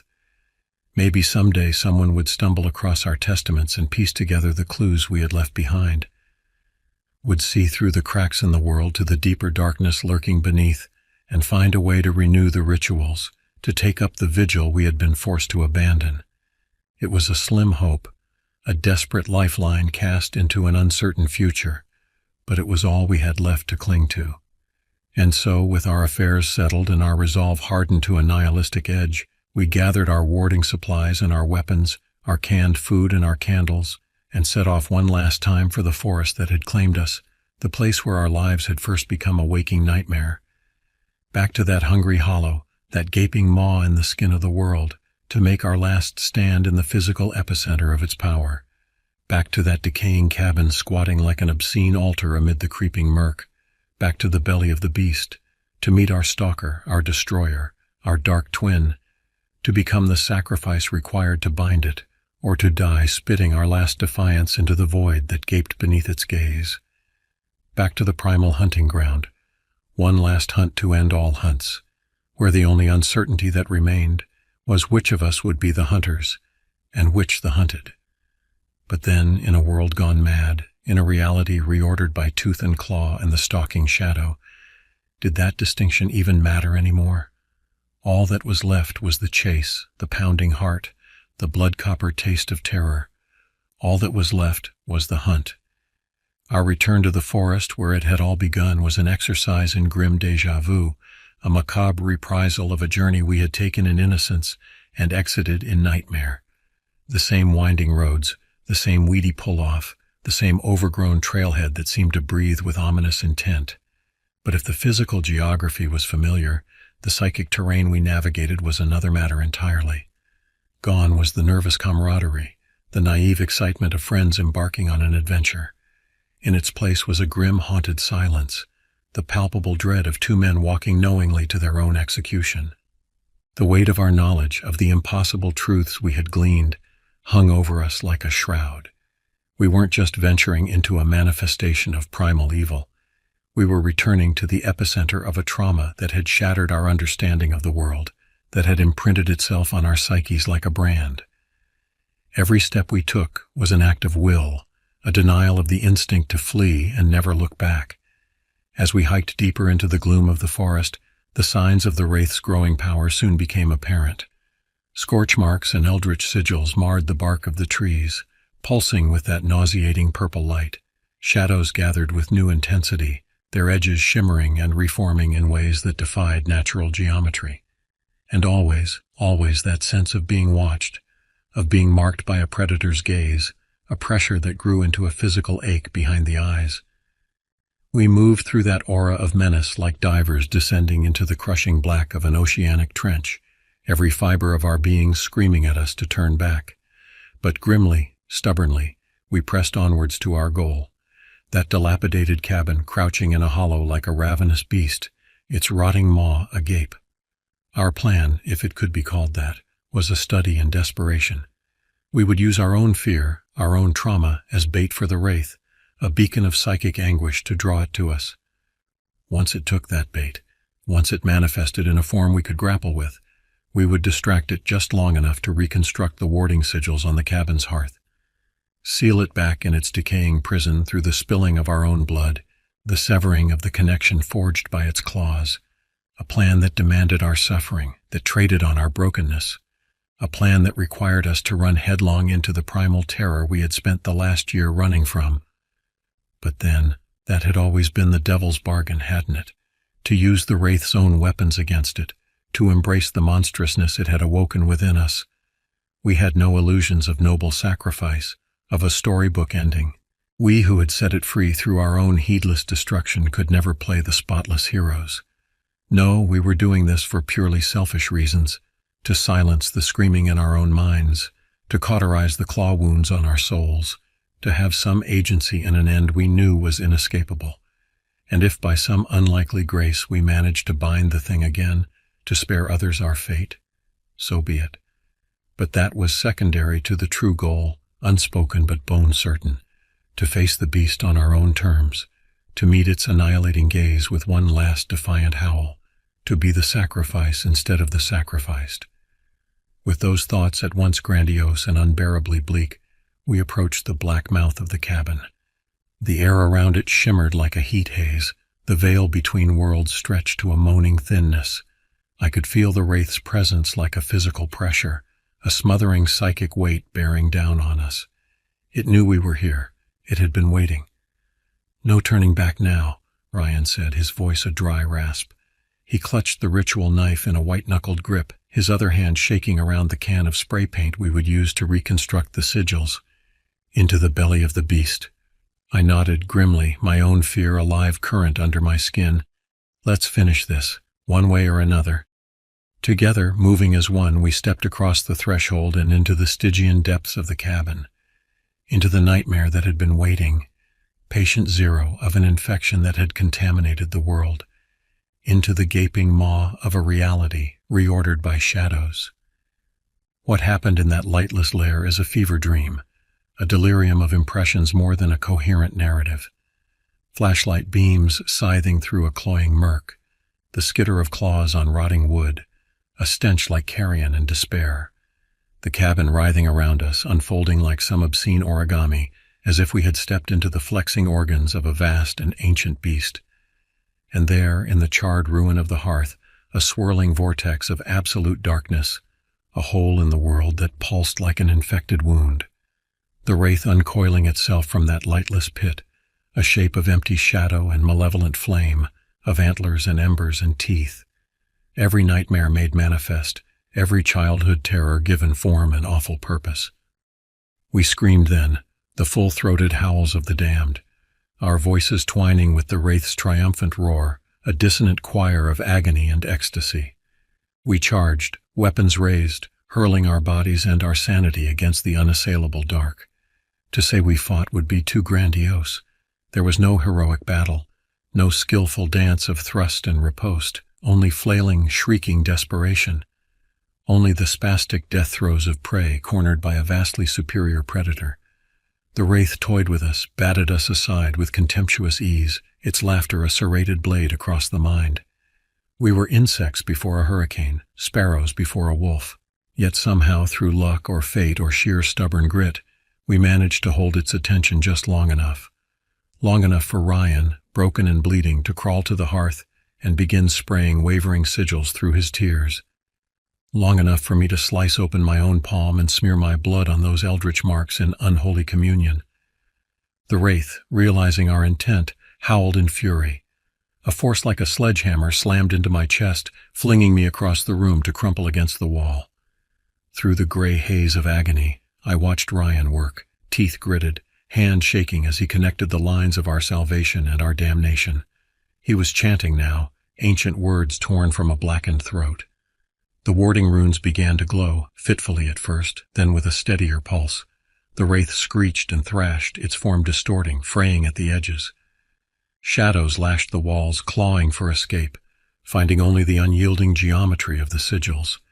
The energies they channeled lanced through the cabin, a building pressure, a trap snapping inexorably shut. In that eternal splintered moment, my eyes met the wraiths across the maelstrom. Sentient darkness and flickering flame, pitiless depths that pulled at the soul. A gaze that knew me, that saw all the fault lines and hollow places in my being, every secret flinch and festering guilt. It was my annihilation, my apotheosis, the event horizon of my sanity. I saw in that timeless moment the truth of our symbiosis, our awful communion, that without our fear it would starve, that its existence depended on our belief, our imagination, that in the end the only thing that could nourish a god of terror was our own terror, and in that understanding was a strange, bitter species of peace. For if we, in our brokenness, were the authors of its power, we could also be the agents of its binding. We were writing the terms of our own salvation, authoring our own deliverance through this ritual of confrontation and catharsis. We couldn't unsee the abyss, unknow the truth of the stalking shadow, but in the crucible of this moment we could transform our trauma, our damage, into the bars of a cage. We could make our nightmare the warden of our sanity, the jailer of our monster. That was the secret, the hidden key, to embrace our fear, to own it, to forge it into a chain for the beast, to make our minds a prison it could never escape because we would never escape it, to bind it in the only cell strong enough to hold a god, the dungeon of our shattered psyches. And so, in that infinite, fractured instant, I poured everything into the connection, the current of battle and nightmare, every memory of that first hellish night, every hour spent jumping at shadows, every relationships destroyed by my brittle paranoia, all the ways the wraith had made me, unmade me, reshaped me. It howled as I fed our bond, glowed with the heat of our history. I was venom and salvation, victory and defeat, the shackle and the shackled. The wraith's annihilation and its apotheosis, dream and dreamer, monster and mirror. The warding sigils blazed with cold fire, a glacial light. The air shimmered, convulsed with unleashed potential, and then, with a sound like reality tearing, the wraith folded in on itself, was pulled shrieking into the vortex of its prison. The cabin shuddered, groaned like a sinking ship, and then fell still. A silence, as deep and still as an open grave, as profound as the space between stars. And Ryan and I, still living, still breathing, knelt in the dust and the ruin, weeping, laughing, howling to the uncaring dark, the bladder-voiding rush of still being alive overwhelming all else. We had done it. Won and lost, saved and damned ourselves, written the final chapter of our story in blood and fire and madness. We crawled out of that black pit on our hands and knees, left it to the forest and the forces we had bound within it, dragged ourselves back to a world we no longer recognized, a reality forever fractured by the cracks of our knowing. In the days and years to come, we would pick up the pieces, stitch them together into a quilt of scar tissue and gallows humor. We would tell our story in fits and fragments, in carefully anonymized screeds on occult message boards and whispered confessions in shadowed bars. We would learn to live with the knotted thing behind our hearts, to use it as a hidden compass. We would be the watchers on the wall, the guardians of thresholds and tellers of bleak truths. We would forever ring the edges of the abyss, marked by it, part of it, wardens of the unquiet dark. The wraith was not dead, not gone, only dreaming in the cage of our minds, the prison of our devotion. We could feel it there, coiled and waiting, a slumbering viper in the deep places of our souls. One day we knew the sigils would fade, the bars would bend, the beast would wake, but until then we would hold the line, stand our watch on the borderlands of a world that would never know how close it had come to the final nightfall. We would laugh and drink and love, tell our tales to any who would listen, the secret keepers, the shepherds of the black. And when the stars were right, when the abyss yawned wide, we would be there to meet it, broken and damned, bound by blood and darkness. Hunters and hunted, saviors and sacrifices. We had written our own legend, etched it in nightmares and scar tissue. We had discovered the truth of the stalking shadow, the price and power of the primal dark. We had become, gods help us, the keepers of the hunger that waits.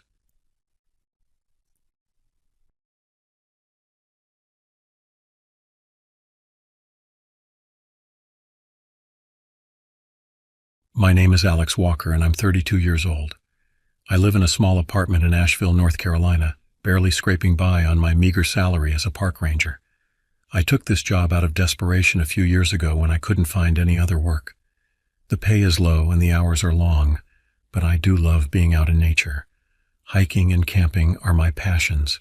I've worked as a ranger in state and national parks across the country, Isle Royale in Michigan, Crater Lake in Oregon, the Allegheny Forest in Pennsylvania, the Apostle Islands in Wisconsin. But my current post in the remote wilderness of Nantahala National Forest in North Carolina is by far the most challenging. Strange things have been happening lately. Hikers vanishing without a trace, eerie sounds echoing through the woods at night, and a permeating sense of being watched. The other rangers and I are on high alert, but we're understaffed and ill-equipped to deal with whatever is going on. Last night I had a terrifying experience. I was alone in my watchtower, gazing out at the moonlit trees, when I saw a shadowy figure darting through the underbrush. It moved impossibly fast, more animal than human. I tried to follow it with my binoculars, but it disappeared into the darkness. A shiver ran down my spine.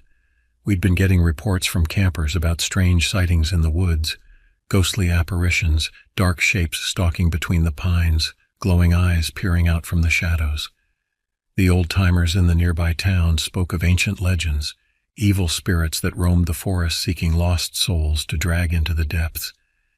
I'd always dismissed such tales as superstitious folklore, until now. Something is out there in those woods, something unnatural. I can feel it in my bones. It's my job to keep the park visitors safe, but how can I protect them from an unknown threat? I radioed the central office requesting backup and search parties to find the missing hikers, but so far my calls have gone unanswered. We're on our own out here, just me, a few other rangers, and the eerie presence lurking in the wilderness waiting to strike. I've started keeping a journal to document the strange occurrences in case something happens to me. If you're reading this now, it means I never made it back out of this forest alive. Please tell my story so others know the truth. There's an evil older than these ancient woods, and it's hungry for human souls. It started with the disappearances. At first, it was just one or two hikers who failed to return from their backcountry trips. Concerning, but sadly not uncommon in a rugged wilderness like Nantahala. Experienced outdoorsmen can easily fall victim to the elements, getting lost, injuring themselves, falling into ravines. We mounted search parties but found no traces. Then more and more people began to vanish. Whole groups gone without a trace. Abandoned campsites with tents and gear still in place, untouched, like they'd been abducted straight out of their sleeping bags. Panic slowly crept over the park staff. I tried to keep morale up, but I could see the fear in my colleagues' eyes. We all knew something unnatural was happening. I pored over old books and maps in the park archives, searching for any scrap of information. Buried in the dusty pages, I found whispered tales of dark forces in the woods, predating even the Cherokee who once roamed this land. Ancient, malevolent entities that demanded sacrifice and subsisted on human suffering. Was it possible such myths had a kernel of truth? I interviewed some old hunters at the Cedar Log Tavern in the nearest outpost of civilization, 50 miles from the park borders. They spoke of hearing chilling shrieks and howls echoing through the night forest, of finding mutilated deer carcasses dangling in trees, nearly drained of blood. The oldest man leaned across the table, his hoarse whisper barely audible over the honky-tonk music. The hungry ones are back, just like 50 years ago when campers were found ripped to pieces. That night, I dreamed of twisted, emaciated figures emerging from the mist between the trees, their bodies contorted like gnarled roots, their eyes black pits. I woke in a cold sweat as an inhuman wail pierced the night outside my cabin window. Coyotes, I told myself. But coyotes never sounded so tortured, so hungry. A young couple failed to check in the next morning after camping near Lucifer Falls. Another search, another dead end. Surveying the abandoned tent, I noticed large swaths of fallen pine needles violently kicked up, like there had been a ferocious struggle. On a broken fir bough nearby, a single scrap of plaid flannel snagged and fluttering in the breeze. It was stained with something rust-colored that flaked beneath my fingernail. My heart turned to black ice. I'm patrolling the park trails from dawn till dusk now, my senses on high alert, jumping at every snapped twig and bird call. I've started carrying my loaded hunting rifle, even though it's against protocol. The forest seems to close in around me, the shadows between pines deepening even at noon. I know I'm being stalked by an evil that's always just out of sight, waiting for me to let my guard down. The darkest day came with the mist. I awoke to find the world outside my cabin window erased, replaced by a thick silver fog that swallowed all sound and light. Uneasily, I made my way to park headquarters to check in with the superintendent and other rangers, but the outpost stood deserted, chairs knocked over, papers scattered, no vehicles in the parking lot, no tracks in the muddy gravel besides my own. Fighting rising panic, I tried the radio. Only harsh static answered, all the park service channels dead air. I was alone in a silent sea of fog and trees, the weight of solitude crushing my chest. With an ominous sense of déjà vu, I recalled my night terrors about shambling, hungry shapes in the mist. The hair on my nape prickled. I spent hours fruitlessly searching for any sign of my coworkers or campers throughout the shrouded forest, calling until my voice went hoarse.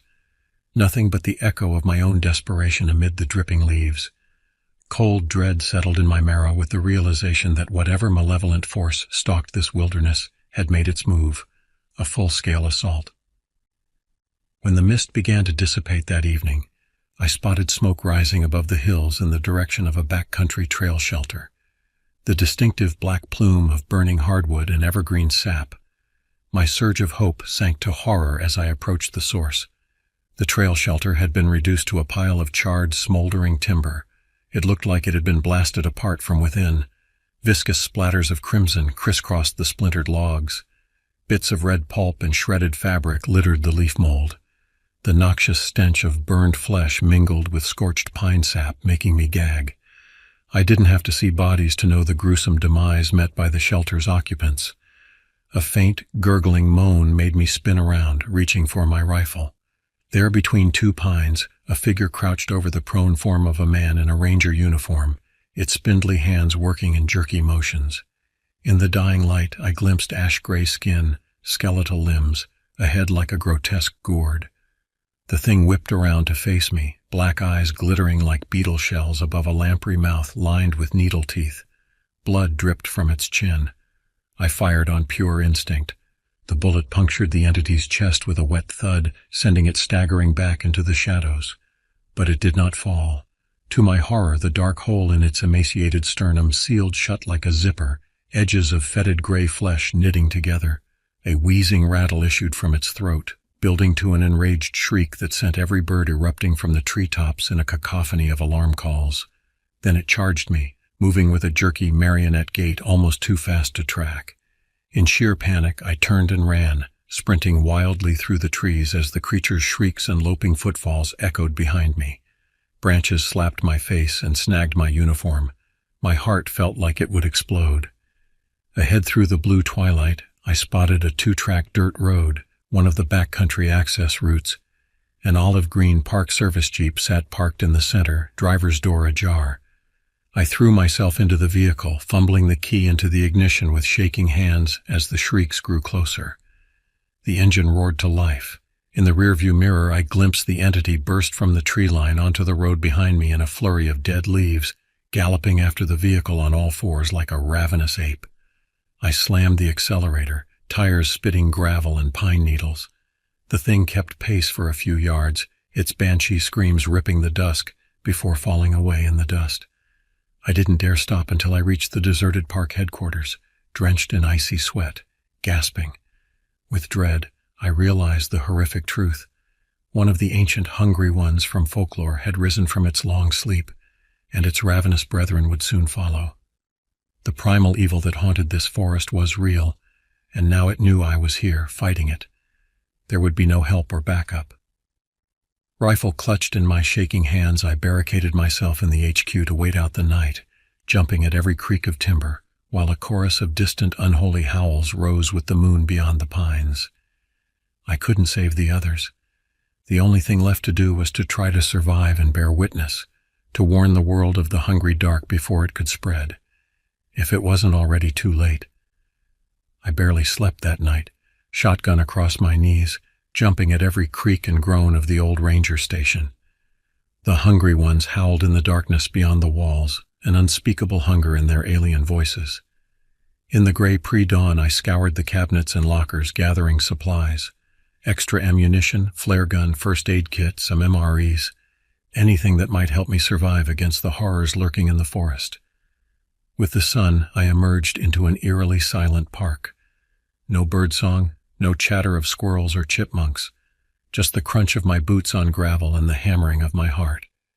At the vehicle depot, I found most of the Jeeps torn open like tin cans, seats shredded, glass and metal strewn across oil-stained concrete. A few drops of blood spattered the ground. I salvaged what I could and sped off in the last working SUV. I drove the winding park roads for hours, searching for any park staff or visitors, but the campgrounds and cabins stood deserted, many ransacked. Backpacks spilling clothes, collapsed and slashed tents, blackened fire pits beside dented cookware. At the Cedar Creek backcountry site, I found only a single hiking boot, the foot still inside, gnawed to a bloody stump at the ankle. Fighting nausea, I realized the hungry ones had free rein over the entire park, and likely had already glutted themselves on dozens of victims. How long had their dark influence spread unchecked while I hid like a coward? In the Jeep's glove box, amid crumpled maps and candy wrappers, I found a leather-bound journal. It belonged to the park's historian, Evelyn.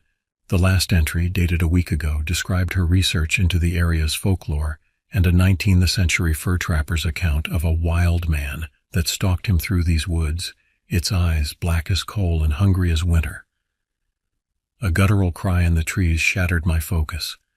I looked up to see a gaunt figure drop from a pine bough onto the Jeep's hood, a twisted parody of a man, gray skin stretched over protruding ribs and scapulae, its skull elongated like it had been crushed in a vice. It scrabbled at the glass with cracked, blackened nails, leaving oily smears. I fired the shotgun through the windshield, pulverizing the creature's chest in a burst of glass and gore. To my horror, it continued to writhe and shriek, dark blood oozing from the gaping wound.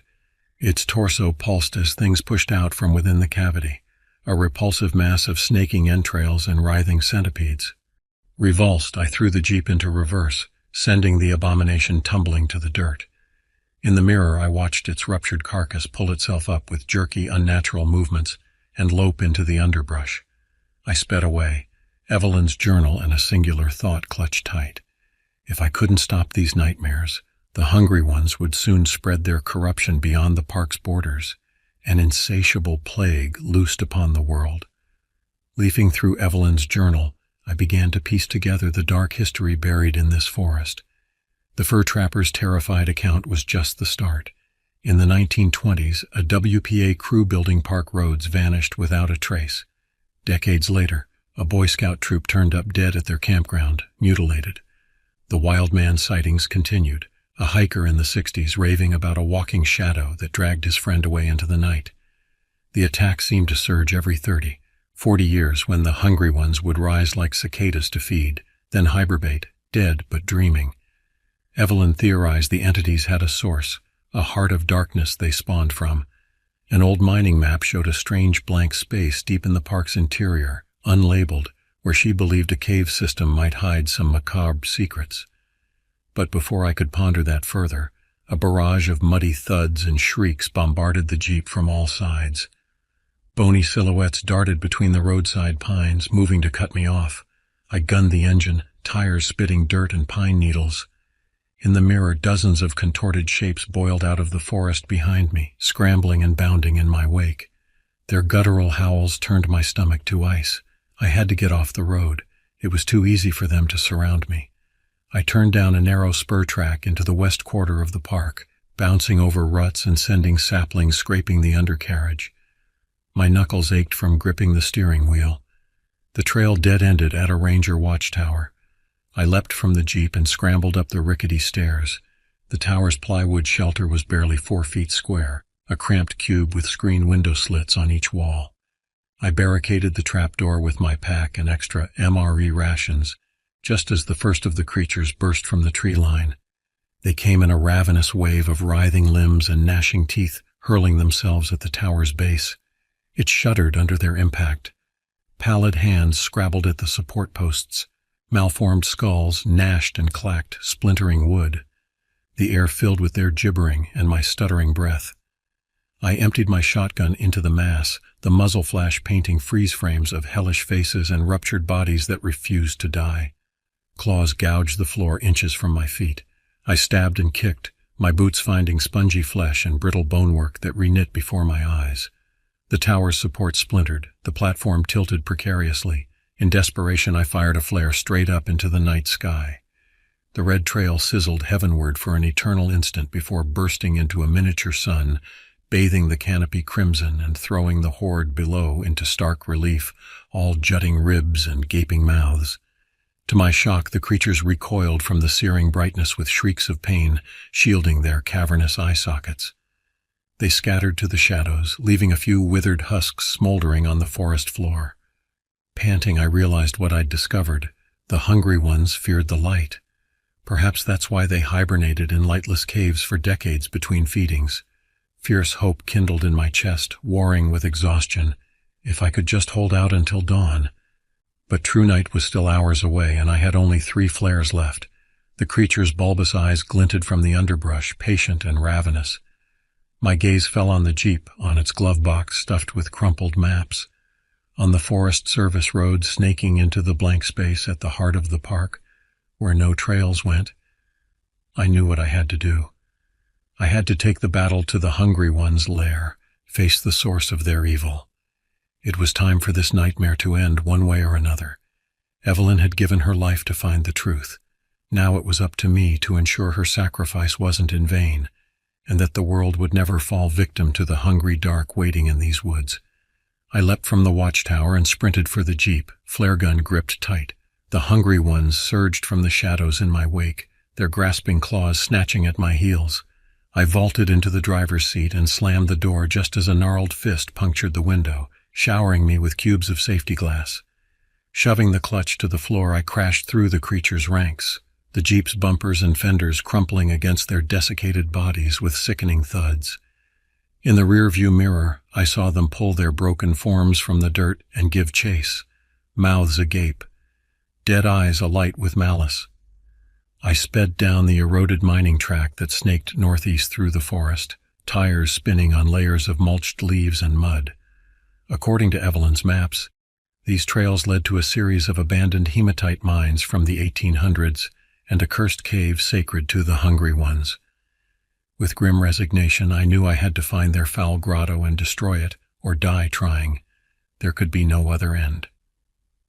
The road gradually deteriorated into sluices of scree and sapling scrub. Beyond the Jeep's bloodied headlights, the inky tree line crowded close. Things moved in the roadside bracken, darting shadows and spidery limbs and unblinking eyes. They were pacing me, hurting me deeper into their dark heart. The Jeep bounced and shuddered up an incline of muddy ruts. I crested a ridge, and below, in the headlight beams, sprawled a lost mining settlement reclaimed by the elements, heaps of rotting timbers, collapsed stone chimneys, rusted machinery upthrust from the soil like the fossils of strange beasts. A few fungal phosphorescents glowed in the chinks and shadows. Nothing human had trod this blighted ground in a century. I stopped the Jeep at the camp's moldering fringe and stepped out into a silence thick as loam. No more howls or rustling in the underbrush, just the whisper of wind through desiccated boughs and the creak of my boots on ancient boards. The hungry ones had withdrawn for now, knowing their quarry could flee no further.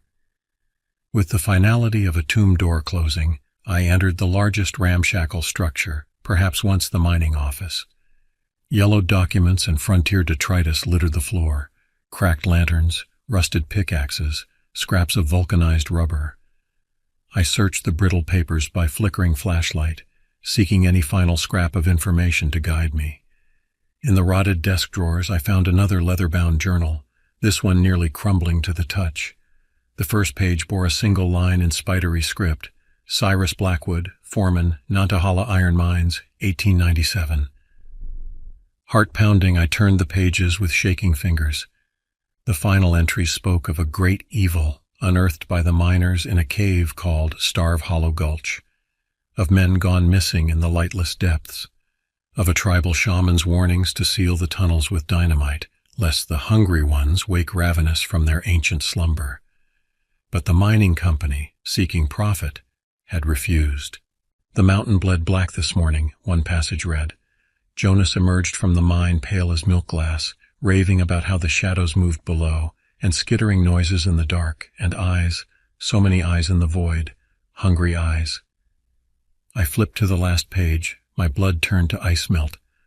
"The gulch has taken them all. It is too late. God forgive me." A map was tucked into the journal's back cover, sketched in faded pencil on cracked parchment.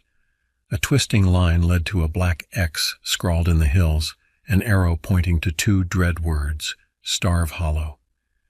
No sooner had I grasped this revelation than a bone-chilling howl went up from the forest, echoed by a chorus of others. A flurry of shadows streaked past the broken windows.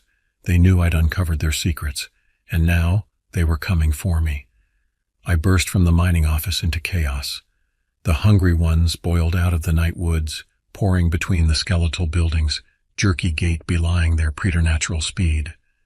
The closest ones bunched and leapt from the camp's perimeter, mummified faces contorted with glee. I fired a flare into their midst, the harsh magnesium glare throwing back the tide of grasping limbs an instant before they reached me. Smoldering, they shrank from the crimson starbursts, keening, but more were coming, dozens, their malformed silhouettes clogging the gaps between fungus-riddled beams. I sprinted for the jeep, pulse a war drum in my ears. Glancing at the map, I wrenched the wheel hard toward a gap in the trees, tires spinning on carpet of moldy leaves and wood chips. A steep track, gulched with erosion scars, climbed into the hills northeast toward the X marking the mine. Broken scenery strobed past the cracked windshield, deadfalls of hemlock and spruce, banks of massive ferns, jutting outcroppings of dark glistening stone. Mist threaded the high boughs, obscuring the sickle moon. Spindly shapes scuttled in the rearview mirror's edges, pacing me, yellow eyes like penlights in the gloom. The jeep bounced and shuddered over ever-worsening terrain. The transmission grinding in my ears mingled with their skittering and rustling behind. My knuckles were bloodless against the steering wheel. There could be no thoughts but to reach the gulch before they overwhelmed me. At last, the track reached a small shelf in the mountain's flank and ended at a head-high hole in a cliff face of obsidian schist, hideously organic in its dimensions, like a petrified maw. A few rotting beams framed the entrance, a cairn of bones heaped to one side. The hungry ones had savaged any creature foolish enough to seek shelter in their den. I pulled to a stop, grabbed my rifle and pack, and leapt from the jeep. The instant my boots hit soil, a tide of howling bodies burst from the trees, charging. I planted my feet, took aim at the closest one, and fired. The slug blew a hole through its skull the size of a rotten apple, but the creature barely slowed, ragdoll arms swinging. I turned to flee into the mine, but the hungry ones were too fast. 3 of them threw themselves on my back, cold fingers sinking into my scalp and neck, ancient nails drawing blood. We fell together across the bone pile in a writhing mass of torn uniforms and leprous flesh. I groped desperately for the flare gun, for a rock, a rusted pickaxe, anything. My hand closed on something rounded, half buried in the bones, ridged like a pine cone. I swung it up in an arc, bashing the creature, trying to gouge out my eyes. There was a brittle crunch and it fell away, black blood gushing from a staved-in temple. In a blink I realized what I'd grabbed. A human skull, pitted and stained with rich earth. I staggered upright, wielding it like a macabre cudgel. Crazed strength flowed through me, the madness of survival. The hungry ones swarmed, and I laid into them, pulping heads, smashing limb from limb, a savage roar in my throat. But there were too many, an endless stream of horrors. For every one I bludgeoned into the mud, 3 more took its place, lacerating my face and arms, jagged teeth gnashing for an artery. I screamed and kicked and raged, but it was no use. They bore me down, a mass of icy flesh pinning me in the churned soil and bones.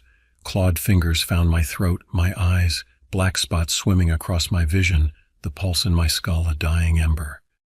This was the end then, the fate of all those I'd failed to save. I would be rendered and devoured, my tattered remnants left to molder at the entrance of their vile gulch, just one more forgotten victim. With my last fading thought, I raised my head and sank my teeth into the fetid wrist throttling me, biting until I tasted ash and spoiled meat.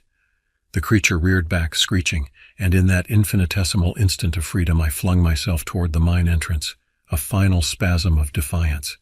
I hit the gravelly floor of the tunnel in a limp roll and scrambled deeper into the inky maw on all fours, gravel and stony shards cutting my palms.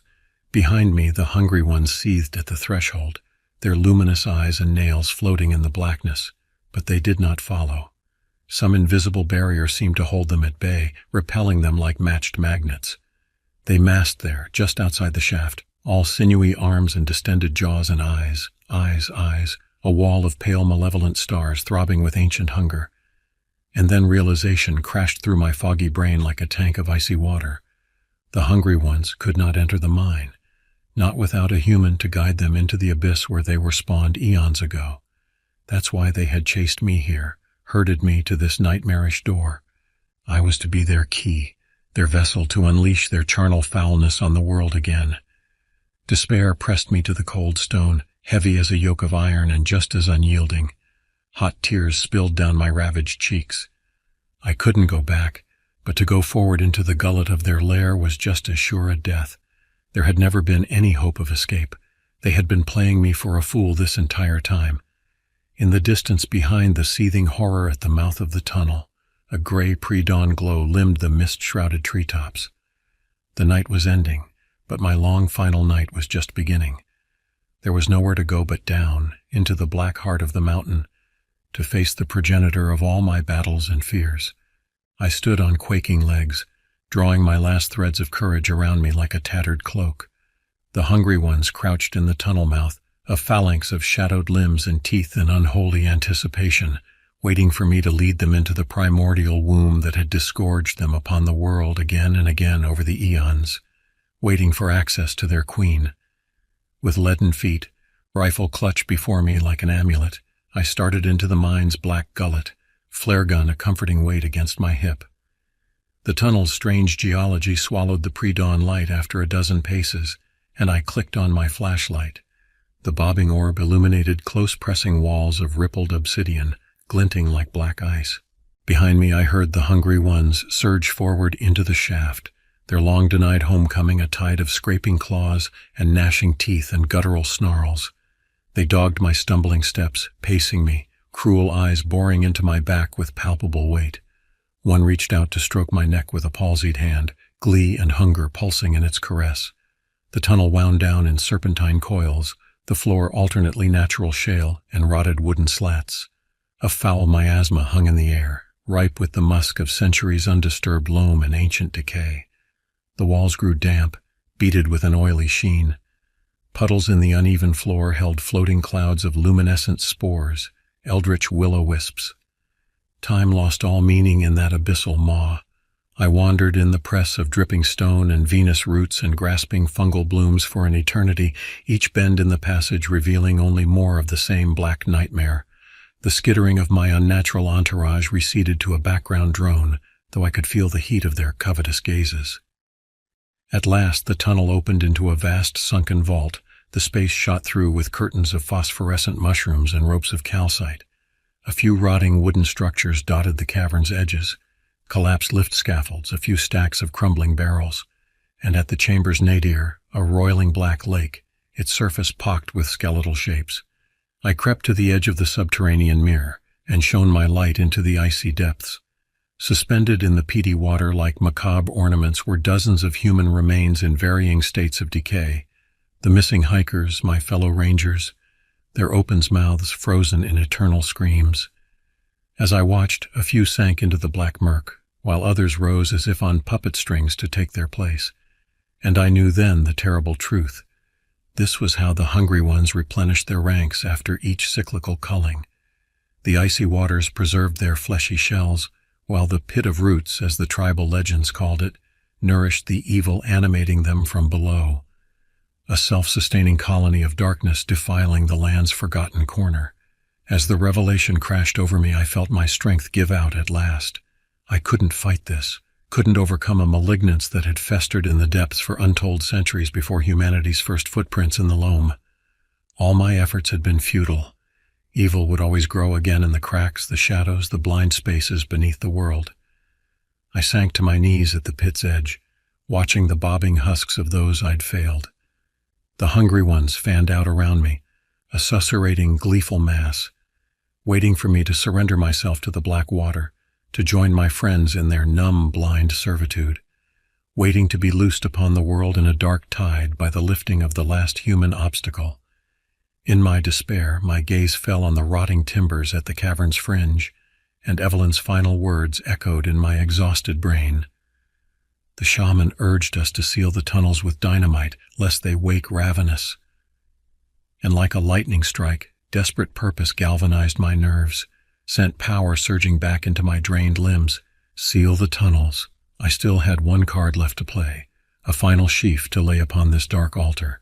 I lunged for the nearest stack of decaying barrels, the hungry ones scattering in surprise. A few bore faded labels in archaic script: danger, explosives.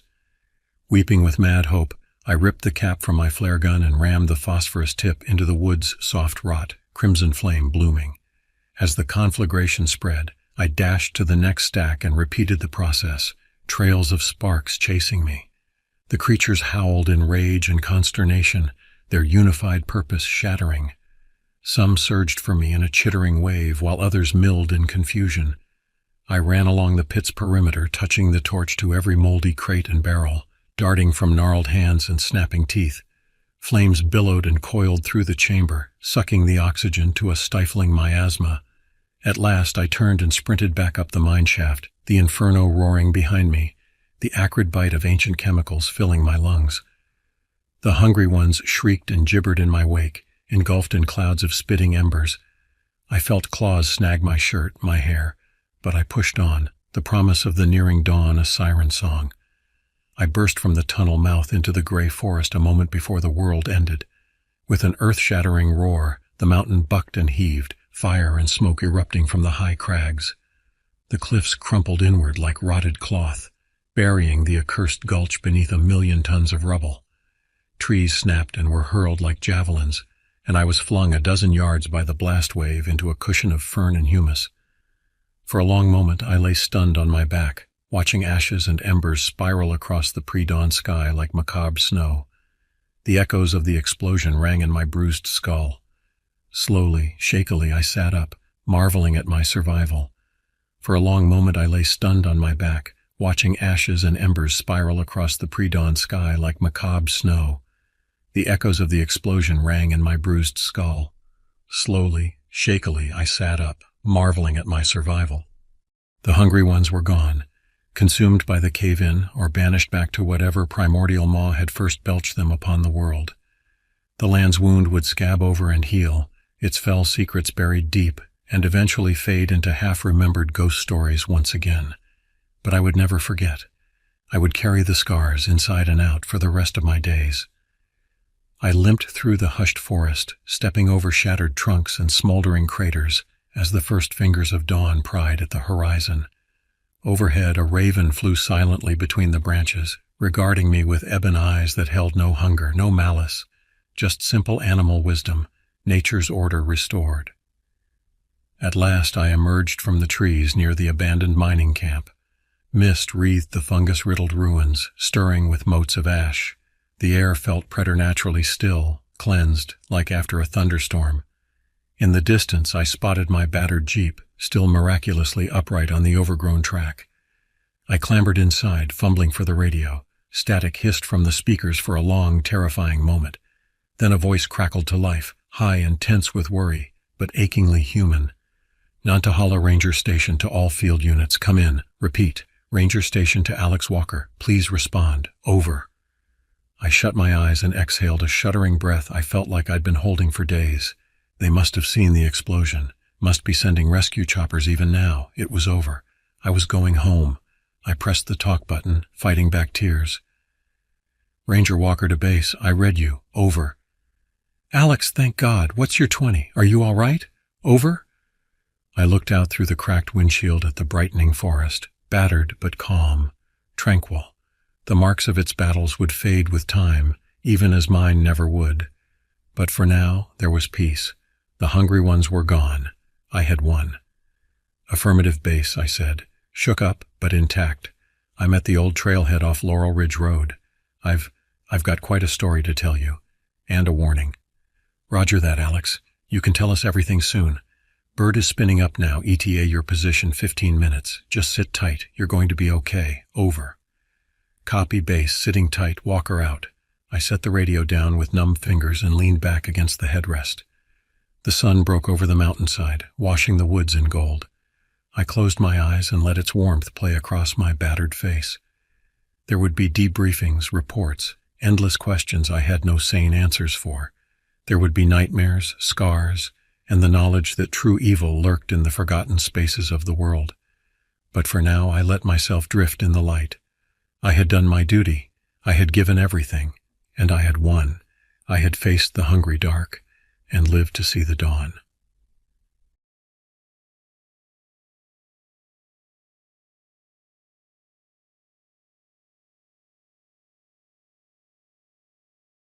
I was born and raised in the state of Maine, and I am of Penobscot and Abenaki descent. Growing up, I heard countless legends passed down through generations, tales that both fascinated and chilled me to the bone. But there was one story that always stood out, a warning that echoed in my mind long after the embers of the campfire had died out. It was the story of the Wendigo, a malevolent spirit that haunted the forests, feeding on the flesh of the living. The story I'm about to tell you took place in the winter of 2019, when I was a 20-year-old college student in the town of Farmington, Maine. The campus was nestled along the banks of the Sandy River, a winding tributary that carved its way through the dense pine forests of the region. My friends and I would often venture down to the river's edge to escape the monotony of our studies, seeking solace in the crisp, clean air and the tranquil beauty of nature. One particularly cold evening, we decided to build a campfire by the river, hoping to ward off the biting chill that had settled over the land. I volunteered to gather kindling, making my way down to the laundry room to collect lint from the dryers. The snow had fallen heavily in the days prior, and I knew that most of the branches and twigs in the woods would be too damp to ignite easily. As I made my way back to the overlook where we had agreed to meet, I couldn't shake the feeling that something was amiss. The moment I stepped onto the frozen sand, a sense of unease washed over me, as though unseen eyes were watching my every move. I tried to brush off the feeling, attributing it to the eerie stillness of the winter night, but deep down, I knew better than to ignore my instincts. My friends had already begun to gather firewood, their laughter and chatter carrying across the river. I knelt down beside the ring of stones we had used countless times before, focusing my attention on the task at hand. As I worked to coax a flame from the lint, a sudden sound from the beach below caught my attention. Footsteps, heavy and deliberate, crunched through the snow, echoing in the silence of the night. I glanced up, scanning the shoreline for any sign of movement. "Did you hear that?" I asked Ian, one of my closest friends, who was standing nearby. He looked at me, confusion etched across his face as he shook his head. But I couldn't shake the feeling that we were not alone, that something dark and sinister lurked just beyond the reach of the firelight. And then the smell hit me. It was a sickly sweet odor, like the stench of rotting fruit mingled with the unmistakable scent of death.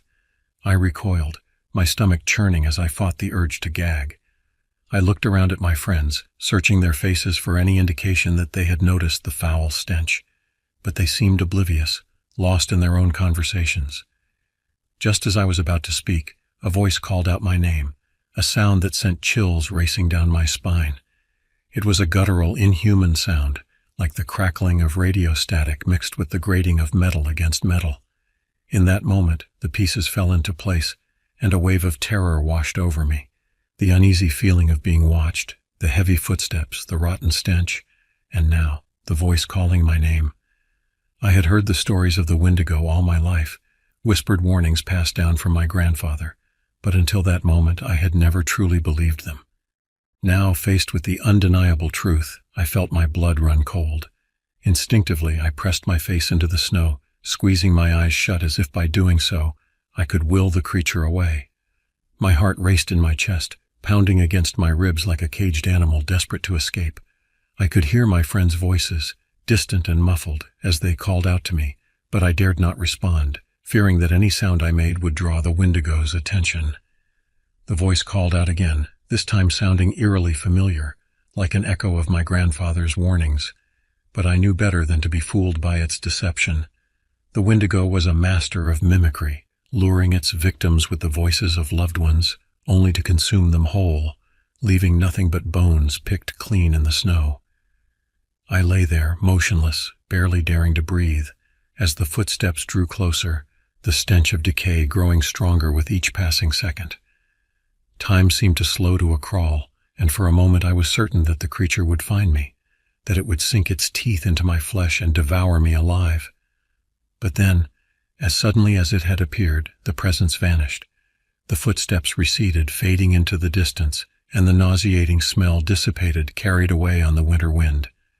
I lay there for what felt like an eternity, my face buried in the snow, until the sound of my friends' voices finally broke through the fog of terror that had enveloped me.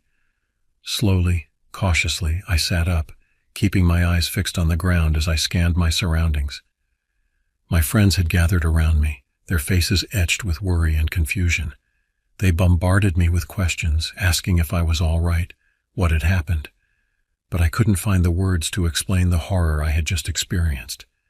I stumbled to my feet, my legs shaking beneath me, and mumbled something about feeling ill. My friends, bless their hearts, didn't press the issue, instead offering to help me back to the dorms. We walked in silence, the only sound the crunching of our footsteps in the snow and the distant rushing of the river. Once we were safely inside, Ian pulled me aside, his eyes searching mine for answers. I hesitated, torn between the desire to confide in my friend and the fear that speaking of the Wendigo would somehow summon it back. In the end, I settled for a half-truth, telling him that I had felt like something was watching us, that I had been gripped by a sudden, inexplicable sense of dread. Ian seemed to accept my explanation, though the concern never quite left his eyes. As we parted ways for the night, I couldn't help but feel a twinge of guilt for not being fully honest with him. But deep down I knew that the truth was too terrifying, too unbelievable to share. It wasn't until years later, after I had moved away from Farmington, that I finally found the courage to speak of my encounter. Even then I was careful to choose my confidants wisely, sharing my story only with those I trusted implicitly. To my surprise, none of my friends had heard or smelled anything unusual that night, leading me to believe that the Wendigo had singled me out, perhaps sensing the knowledge of its existence that lay dormant within me. In the weeks and months that followed, I found myself haunted by the memory of that night by the river. Sleep became a rare and precious commodity, as every time I closed my eyes, I was transported back to that frozen beach, the stench of death filling my nostrils and the sound of heavy footsteps crunching through the snow. I threw myself into my studies, desperate for any distraction from the gnawing fear that had taken root in my mind. But even the bustle of campus life and the demands of my coursework couldn't entirely banish the specter of the Wendigo. It lurked at the edges of my consciousness, a constant reminder of the darkness that lay hidden beneath the veneer of the world I thought I knew. As the winter gave way to spring and the snow began to melt from the banks of the sandy river, I found myself increasingly drawn back to the place where I had encountered the creature. It was as if some invisible force was pulling me, urging me to confront the terror that had gripped me that night. One evening, as the sun dipped below the horizon and the shadows began to lengthen, I made my way down to the river's edge, my heart pounding in my chest. The overlook was deserted, the ring of stones that had once housed our campfires now cold and lifeless. I stood there, staring out across the water, half expecting to hear the sound of heavy footsteps or catch a whiff of that sickening, sweet stench.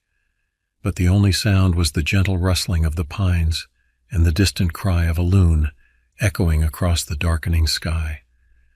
I closed my eyes, taking a deep breath of the crisp, clean air, and for a moment I felt a sense of peace wash over me.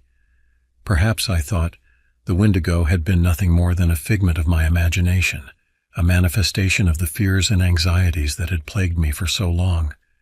Just as I was about to turn back, a sudden gust of wind whipped through the trees, sending a shower of pine needles cascading down around me. And then I heard it, a whisper, barely audible above the rustling of the branches, but unmistakable in its malevolence. "I see you," the voice hissed, and I felt the hairs on the back of my neck stand on end. "You cannot escape me." I spun around, my eyes scanning the tree line for any sign of movement, but there was nothing, only the lengthening shadows and the growing darkness, pressing in around me like a physical force. I stumbled backward, my feet slipping on the damp sand, and then I was running, tearing through the underbrush, my heart pounding in my ears. I didn't stop until I reached the safety of my dorm room, slamming the door behind me and collapsing onto my bed, my breath coming in ragged gasps. It was then, as I lay there trembling, that I realized the truth. The Wendigo was no mere legend, no fairy tale monster conjured up to frighten children. It was real, and it had marked me as its prey. From that moment on, I lived in a constant state of fear, always looking over my shoulder, always listening for the sound of footsteps or the whisper of that terrible voice. I withdrew from my friends, spending more and more time alone in my room, poring over ancient texts and faded photographs, searching for any scrap of information that might help me understand the creature that stalked me. I learned that the Wendigo was a creature of hunger, a spirit that was never satisfied, always craving more. It was said to possess the bodies of those who succumbed to cannibalism, transforming them into gaunt, emaciated creatures with hearts of ice and an insatiable appetite for human flesh. But there were also stories of those who had managed to escape the Wendigo's clutches, who had found ways to ward off its evil influence. Some spoke of protective charms and amulets, others of sacred rituals and incantations passed down through generations. I became obsessed with these tales, spending long hours in the library, scouring dusty tomes and faded manuscripts for any scrap of knowledge that might aid me in my fight against the creature. I even reached out to my grandfather, hoping that he might have some insight into the legends of our people. But when I finally managed to get in touch with him, my grandfather's response was not what I had hoped for.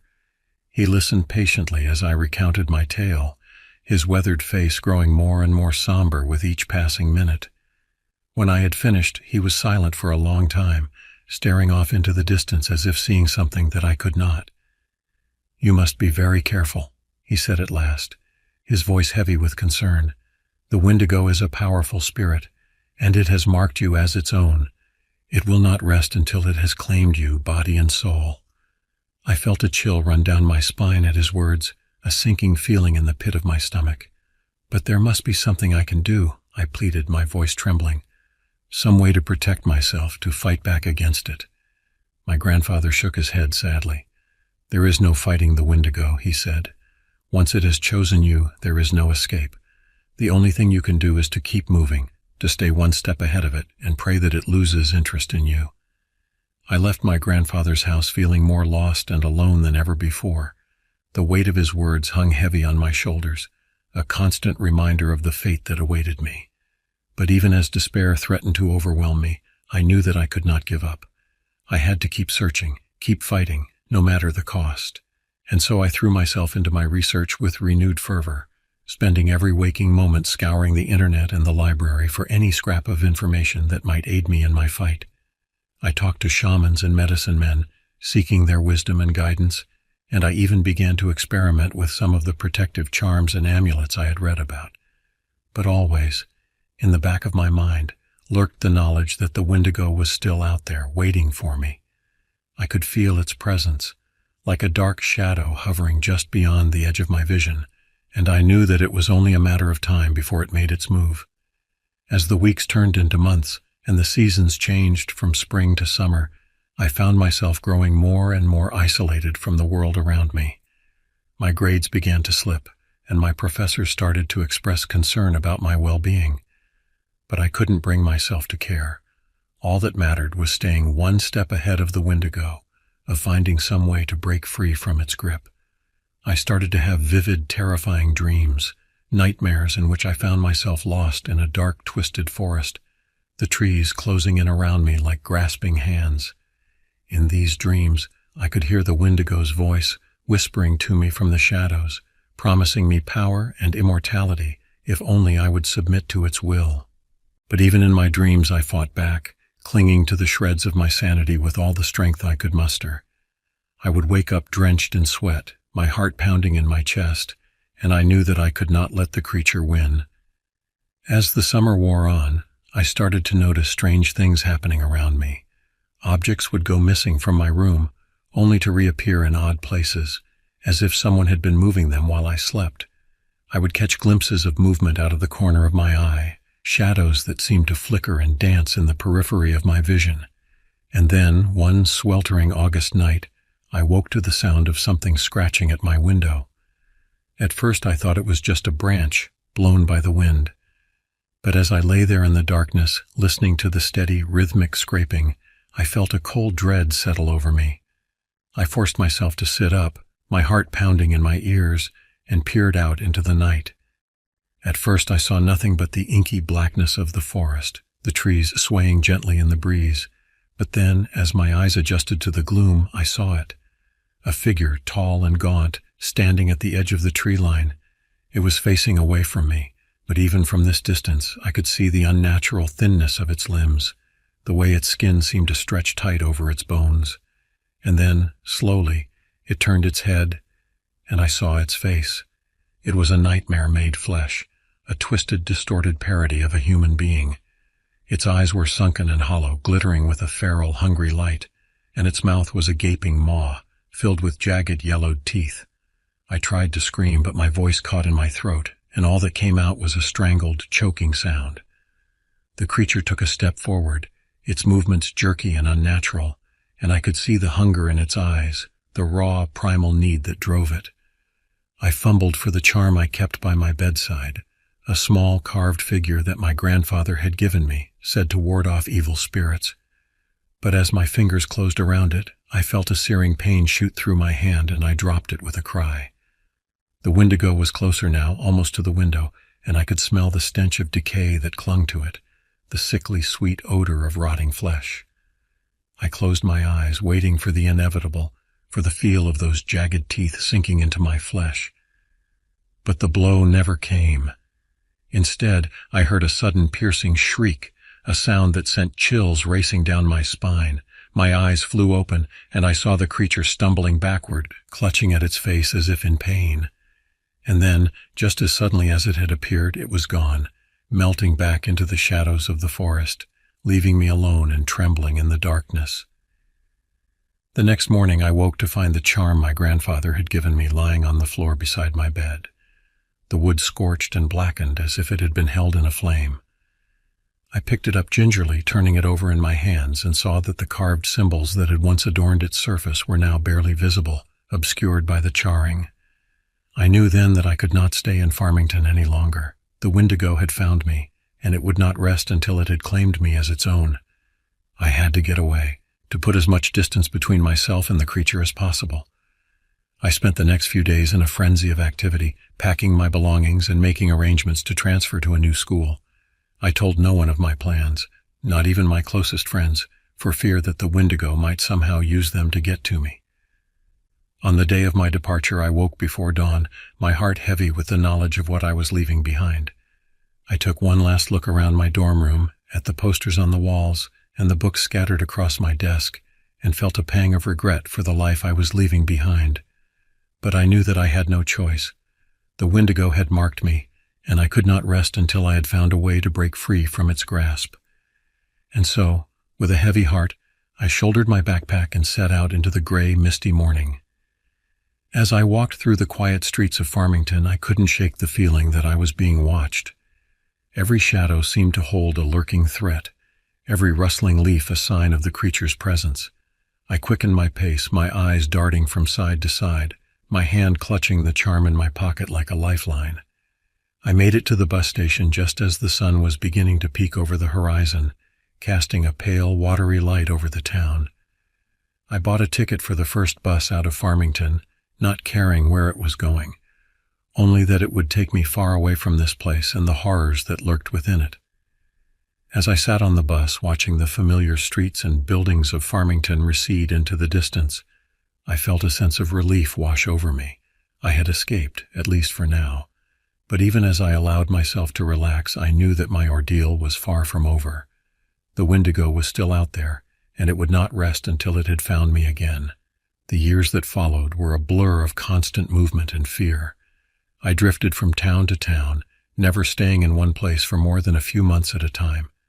I took whatever jobs I could find, working as a dishwasher, a janitor, a factory worker, anything to keep myself moving, to stay one step ahead of the creature that haunted my dreams. But no matter how far I ran, I could never quite shake the feeling that the Wendigo was still out there, watching me from the shadows. I would catch glimpses of it in the corner of my eye, hear its whispers on the wind, and I knew that it was only a matter of time before it found me again. I tried to find solace in the old ways, in the traditions and beliefs of my ancestors. I sought out medicine men and shamans, hoping that they might have some insight into the creature that stalked me. But even they seemed powerless in the face of the Wendigo's hunger, and I soon lost faith in their ability to help me. And then, one cold, gray morning, I woke to find a message waiting for me. It was from my grandfather, a short, cryptic note scrawled on a piece of yellowed paper. "Come home," it said. "It is time." I knew what he meant, of course. He had always said that there would come a day when I would have to face the Wendigo, to confront the creature that had marked me as its own. And now it seemed that day had come. I made my way back to Maine, back to the forests and rivers of my childhood. I found my grandfather waiting for me at the edge of the woods, his face lined with age and wisdom. He led me deep into the forest, to a clearing where a fire burned low and smoky. There he told me the true story of the Wendigo, of the hunger that could never be sated, the emptiness that could never be filled. He spoke of the creature's origins, of the way it had once been human, before the hunger had taken hold and twisted it into something monstrous. And then he told me what I had to do. I had to face the Wendigo, to look into its eyes and see the emptiness there, the void that could never be filled. I had to let go of my fear, my anger, my despair, and find the strength within myself to resist its call. I listened to his words, my heart pounding in my chest, and I knew that he was right. I had been running from the Wendigo for too long, letting it consume me with fear and doubt. It was time to face it, to confront the darkness that lurked within me. And so, as the sun began to set and the shadows lengthened, I stepped out into the clearing, my grandfather's charm clutched tight in my hand. I could feel the Wendigo's presence, the weight of its hunger bearing down on me like a physical force. But I stood my ground, my eyes fixed on the darkness beyond the tree line, and I waited for it to come. The Wendigo emerged from the shadows like a nightmare made flesh, its gaunt, emaciated form moving with a jerky, unnatural gait. Its eyes were hollow pits, glittering with a feral, hungry light, and its mouth was a gaping maw filled with jagged, yellowed teeth. I felt a wave of terror wash over me as it approached, my legs trembling beneath me, my heart pounding in my chest. But I forced myself to stand my ground, to look into those empty, soulless eyes and see the creature for what it truly was. And in that moment I understood. The Wendigo was not some external force, some malevolent spirit that had chosen me as its prey. It was a part of me, a manifestation of my own fears and doubts, my own hunger and emptiness. I had spent so long running from it, trying to escape the darkness within myself, that I had never stopped to confront it head-on. But now, standing there in that clearing, with the weight of my grandfather's wisdom behind me, I knew what I had to do. I closed my eyes, taking a deep breath, and let go of everything that had been holding me back. I let go of my fear, my anger, my despair, and I embraced the emptiness within me, the void that could never be filled. And as I did, I felt a sense of peace wash over me, a calm that I had never known before. The Wendigo's presence seemed to fade, its hunger no longer a tangible force, and I knew that I had won. I opened my eyes and saw my grandfather standing before me, a proud smile on his weathered face. "You have done well," he said, his voice barely a whisper. "You have faced your demons and emerged stronger for it." I nodded, feeling a sense of gratitude wash over me. I knew that I still had a long way to go, that the hunger within me would never truly be gone, but I also knew that I had the strength to face it, to keep moving forward no matter what challenges lay ahead. As I turned to leave the clearing, I paused, looking back at my grandfather one last time. "Thank you," I said, my voice hoarse with emotion, "for everything." He nodded, his eyes twinkling with a knowing light. "Remember," he said, "the Wendigo may always be with you, but it does not define you. You are stronger than your hunger, stronger than your fear. Never forget that." And with those words echoing in my mind, I stepped out of the clearing and back into the world, ready to face whatever lay ahead. The Wendigo might always be a part of me, but it would never control me again. I was free at last, to live my life on my own terms and to find my own way forward, no matter where the path might lead.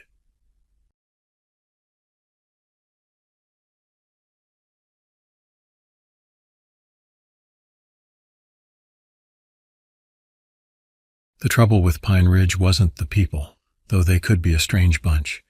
It was the forest, always something about that damn forest. My name is Bart Crowley, and I never really fit in anywhere. Life had a way of knocking me down, but I always got back up. That was until the summer of 1993, when I learned that some hits are meant to put you down for good. I had just moved into a little cabin on the outskirts of Pine Ridge, trying to get away from the mess I'd made back in San Francisco. The town seemed like a good place to start fresh, even if it did have that eerie reputation. The cabin was simple, but it had all I needed: a bedroom, a small kitchen, and a living area with a fireplace. The surrounding woods provided a sense of isolation that I craved. As I unpacked my meager belongings, I couldn't help but feel a sense of unease. The forest pressed close to the cabin, its dense canopy blocking out much of the sunlight.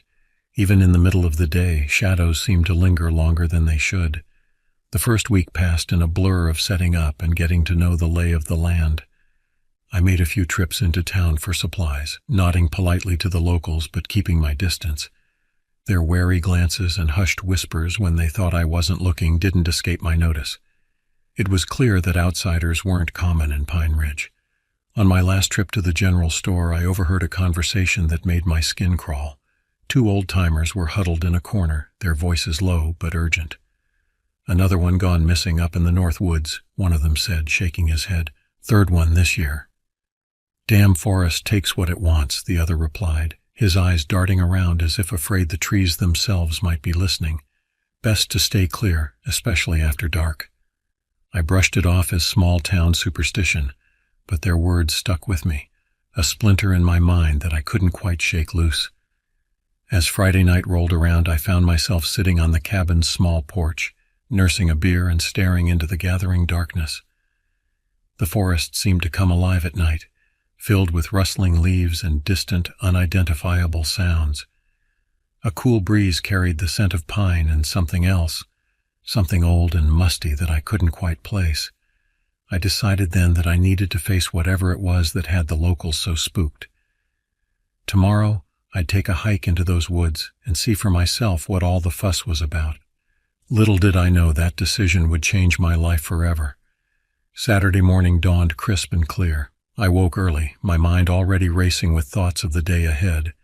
As I sipped my coffee, I couldn't shake the feeling that I was being watched. I glanced out the window, half expecting to see a face peering back at me from the tree line, but there was nothing, just the endless sea of green, swaying gently in the morning breeze. I packed a small rucksack with water, some energy bars, and a basic first aid kit. As an afterthought, I grabbed the hunting knife my father had given me years ago. I'd never been much for hunting, but having it made me feel a little more prepared for whatever I might encounter. The trail started just behind my cabin, a narrow path that snaked its way into the heart of the forest. As I set out, the morning dew soaked through my boots, and the smell of damp earth filled my nostrils. The first mile or so was pleasant enough. Sunlight filtered through the canopy, creating dappled patterns on the forest floor. Birds chirped overhead, and a gentle breeze rustled the leaves. But as I ventured deeper, the atmosphere began to change. The trees grew denser, their branches intertwining overhead to block out most of the sunlight. The air became thick and heavy, filled with the musty scent I'd noticed the night before. The bird songs faded away, replaced by an eerie silence broken only by the sound of my own footsteps. I tried to shake off the growing sense of unease, telling myself it was just my imagination running wild. But I couldn't ignore the way the hairs on the back of my neck stood up, or how my eyes kept darting from shadow to shadow, searching for something. Around noon I came across a small clearing. Sunlight streamed down, a welcome respite from the gloom of the dense forest. I decided to take a break, sitting on a fallen log and pulling out one of my energy bars. As I ate, I couldn't shake the feeling that I was being observed. My eyes scanned the tree line, searching for any sign of movement. That's when I saw it, or thought I did. A shadow, large and fleeting, moved just beyond the tree line. I blinked, and it was gone. My heart raced as I stood up, peering into the darkness between the trees. "Hello?" I called out, my voice sounding small and afraid in the vast silence of the forest. There was no response, just the soft rustle of leaves in the wind. I tried to rationalize it, a deer maybe, or even a bear. But deep down, I knew it was something else, something that didn't belong in these woods any more than I did. With shaking hands, I packed up my things and started back the way I came. But nothing looked familiar. The trail seemed to twist and turn in ways I didn't remember, leading me deeper into the forest instead of back to my cabin. Panic began to set in as I realized I was lost. The forest seemed to close in around me, the trees looming overhead like silent sentinels. Shadows danced at the edge of my vision, always disappearing when I turned to look directly at them. And all the while, that feeling of being watched grew stronger. As the day wore on and the light began to fade, I knew I was in trouble. I'd been walking for hours, and there was still no sign of my cabin or the edge of the forest. The temperature dropped, and a thick mist began to roll in, further obscuring my surroundings. That's when I heard it, a low, guttural sound that was unlike anything I'd ever heard before. It wasn't quite a growl, not quite a roar, but something in between that sent chills down my spine. And it was close. I froze, my hand instinctively reaching for the knife at my belt. The sound came again, closer this time, followed by the snap of a branch somewhere to my left. Slowly I turned towards the noise, my heart pounding so hard I thought it might burst from my chest. And there, in the gathering gloom, I saw a pair of eyes watching me. They glowed with an unnatural light, and as I stared, unable to look away, I realized they were set in a face that was both familiar and terrifyingly alien. The creature stepped forward, and I got my first clear look at what had been stalking me through the forest. It was then that I knew, with absolute certainty, that my life would never be the same again.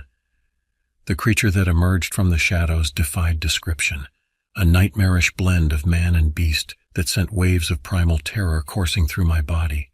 It stood nearly 7 feet tall, its body gaunt and twisted, covered in matted fur that seemed to absorb the fading light.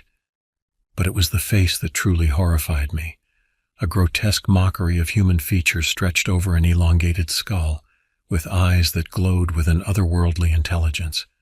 I stood frozen, unable to run, unable even to breathe. The creature tilted its head, regarding me with an almost curious expression. Then, without warning, it let out that bone-chilling sound again, a low guttural noise that seemed to reverberate through the very trees around us. My survival instincts finally kicked in, and I turned to run, but the forest floor, treacherous with roots and fallen branches, conspired against me. I stumbled, my ankle twisting painfully as I fell. I scrambled to my feet, ignoring the sharp pain, and ran blindly through the woods. Branches whipped at my face, leaving stinging cuts. My lungs burned with each desperate breath. Behind me, I could hear the creature in pursuit, its movements unnaturally fast and fluid through the dense undergrowth. I don't know how long I ran. Time seemed to lose all meaning in that nightmarish chase, but eventually my body betrayed me. My legs gave out and I collapsed to the ground, gasping for air. I rolled onto my back, expecting to see the creature looming over me, but there was nothing, just the silent, indifferent forest stretching out in every direction. As my breathing slowly returned to normal, I took stock of my situation. I was hopelessly lost, injured, and night was falling fast. And somewhere out there, that thing was still hunting me. I knew I couldn't stay where I was. I had to keep moving, had to find my way back to the cabin. Using a fallen branch as a makeshift crutch, I pushed myself to my feet and started limping in what I hoped was the direction of home. The forest had taken on a dreamlike quality in the twilight, shadows merging and shifting in ways that played tricks on my eyes. More than once I thought I saw the creature watching me from behind a tree or crouched in the underbrush, only for it to vanish when I looked directly at it. As full darkness fell, a new terror gripped me. I was trapped in this forest with that monster, blind and helpless. Every sound, the rustle of leaves, the creak of branches, the scurrying of small animals, sent fresh waves of fear through me. I stumbled on, using my hands to feel my way forward, jumping at every real or imagined noise. Hours passed, or maybe it was minutes. Time had lost all meaning. I was exhausted, my ankle throbbing with each step, my mind reeling from the impossible encounter. That's when I saw it, a faint glimmer of light through the trees. Hope surged through me. My cabin. Somehow, miraculously, I'd found my way back. I limped faster, ignoring the pain, fixated on that promise of safety. As I broke through the tree line, I nearly wept with relief at the sight of my small cabin. I staggered to the door, fumbling with the key, constantly glancing over my shoulder at the dark forest behind me.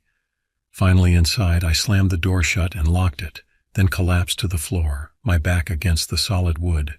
I was safe. I was home. But as my racing heart began to slow, a new, horrible realization dawned on me. I wasn't safe at all. I'd seen something out there in those woods, something that shouldn't exist, and now it knew where I lived. As if in response to my thoughts, a heavy thud shook the cabin door behind me, then another and another. Something wanted in, and the thin wooden walls suddenly felt terribly, hopelessly inadequate. The pounding on the door intensified, each impact sending vibrations through my body. I scrambled away, my eyes darting around the cabin for anything I could use as a weapon. My gaze fell on the old hunting rifle mounted above the fireplace, a relic left by the cabin's previous owner that I'd never thought I'd need. With shaking hands, I grabbed the rifle and checked the chamber. It was loaded. I'd never been much of a shot, but at that moment that rifle felt like my only lifeline. The assault on the door stopped as suddenly as it had begun, replaced by an eerie silence that was somehow even more terrifying. I stood in the center of the room, rifle pointed at the door, straining to hear any sound of movement outside. Minutes ticked by, each second stretching into an eternity. Then a new sound, a slow, deliberate scratching along the outside wall of the cabin. It moved from one side to the other as if the creature was testing the structure, looking for weaknesses. I pivoted slowly, trying to track the sound, my breath coming in short, panicked gasps. The scratching stopped at one of the windows, and I caught a glimpse of movement in the darkness beyond the glass. Those glowing eyes appeared, peering in at me with that same unnerving intelligence I'd seen in the forest. Our gazes locked, and in that moment I felt something brush against my mind, an alien presence, cold and ancient and utterly inhuman. I recoiled both physically and mentally, nearly dropping the rifle in shock. The eyes disappeared, and the scratching resumed its circuit around the cabin. I realized with growing horror that the creature was toying with me, drawing out the siege to wear down my defenses. As the night wore on, the psychological toll began to mount. The creature would disappear for long stretches, leaving me in suspense, jumping at every creak of the cabin's old wood. Then it would return, scratching at the walls or windows, occasionally throwing its weight against the door in a bone-jarring impact. I didn't dare sleep, didn't dare take my eyes off the points of entry for even a moment. My body ached from the constant tension, and my injured ankle throbbed mercilessly. But worse than the physical discomfort was the mental strain. Every shadow seemed to move, every sound a potential threat. I found myself questioning my own senses, wondering if I was losing my grip on reality. Was this creature really out there, or had I imagined the whole thing, driven mad by the isolation and the whispered legends of the forest? But then those eyes would appear again at a window, or that unearthly howl would pierce the night, and I knew with sickening certainty that this was all too real. As the first light of dawn began to creep over the horizon, the siege suddenly intensified. The creature threw itself against the door with renewed vigor, the wood creaking and splintering under the assault. I realized with a jolt of terror that it was making its final push, unwilling to let its prey escape. The door burst inward in a shower of splinters, and the creature barreled into the cabin. I raised the rifle and fired, the shot deafening in the confined space. The creature staggered but didn't fall. I fired again and again, each impact driving it back but seemingly doing little real damage. In desperation, I lunged for the kitchenette, grabbing a cast-iron skillet from the stove. As the creature came at me again, I swung with all my might, connecting with its head in a sickening crunch. The thing went down, twitching and writhing on the floor. Without thinking, I brought the skillet down again and again, driven by pure survival instinct and blind terror. When I finally came to my senses, the creature lay still. Dark, viscous fluid that I hesitated to call blood pooled around its misshapen head. I stood there panting, the skillet still clutched in my trembling hands, waiting for it to move again. But it didn't. Somehow, impossibly, I had survived the night. As sunlight began to filter into the destroyed cabin, I sank to my knees, overwhelmed by exhaustion and the sheer improbability of my continued existence. I didn't know what this thing was or where it had come from, but I knew one thing with absolute certainty. I couldn't stay in Pine Ridge, not for one more night, not for one more hour. With that thought driving me, I began to pack, casting frequent glances at the motionless form on my cabin floor. I had to get out. I had to get far, far away from this place and never look back. The drive out of Pine Ridge was a blur. I threw what little I owned into my beat-up old truck and hit the road, my knuckles white on the steering wheel as I resisted the urge to look back. Every shadow on the road made me flinch. Every unexpected sound had me swerving. I half expected to see that creature in my rearview mirror, somehow alive and in pursuit, but nothing followed me. As the miles stretched out behind me and the sun climbed higher in the sky, I began to feel the first stirrings of relief. I'd made it. I'd survived. It wasn't until I crossed the state line that I allowed myself to really think about what had happened. The reality of the situation crashed down on me like a physical weight.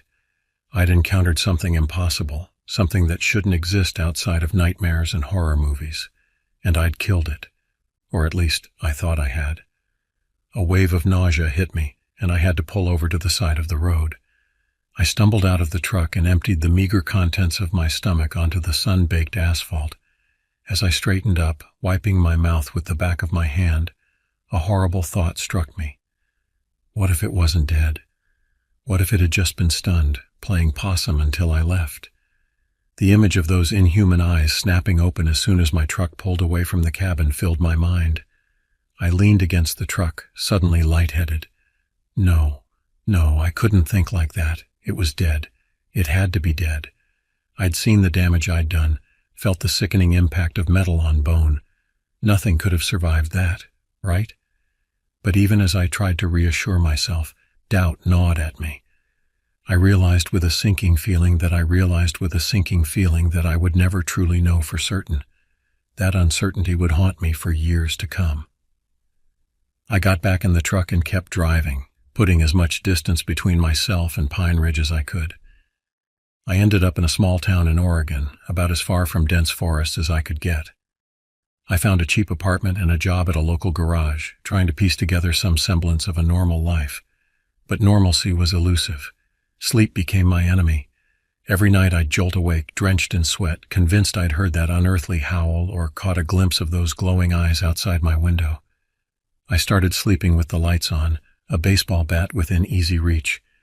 During the day, I'd jump at unexpected noises, my heart racing at the slightest provocation. Shadows seemed to move in my peripheral vision, always disappearing when I turned to look directly at them. I knew it was just my mind playing tricks on me, the trauma of that night manifesting itself in 1,000 little ways. But that knowledge didn't make it any easier to bear. I tried to talk about it once, to a girl I'd been seeing for a few weeks. She listened with growing disbelief as I haltingly recounted my experience in Pine Ridge. When I finished, she gave me a look of mingled pity and fear, made some excuse about an early morning, and left. I never saw her again. After that, I kept it to myself. What was the point? No one would believe me. Hell, half the time I wasn't sure I believed it myself. Maybe I had imagined the whole thing.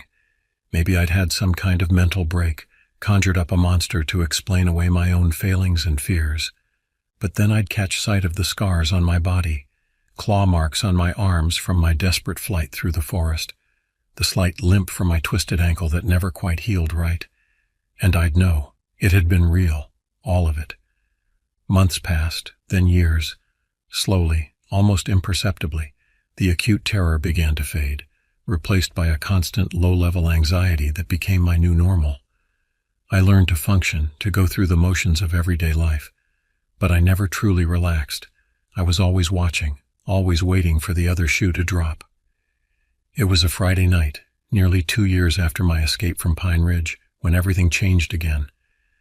I was sitting at the bar of my local watering hole, nursing a beer and trying to ignore the basketball game blaring on the TV overhead. That's when he sat down next to me. He was an older guy, probably in his 60s, with a weathered face and sharp, intelligent eyes. He ordered a whiskey, neat, then turned to me with a look that made my blood run cold. "You're Crowley, right?" he said, his voice low and gravelly. "The guy from Pine Ridge?" I tensed, ready to bolt. How did he know? Who was he? But before I could respond, he continued, "Name's Quinn Hargrave. I used to be a ranger up in those parts, heard about your encounter." I stared at him, my mind racing. This was it, the moment I'd been dreading for 2 years. Someone had come to drag me back into that nightmare. "I believe you, son," he said, taking a sip of his whiskey, "because you're not the first, and I'm damn sure you won't be the last." Quinn's words hung in the air between us, heavy with implication.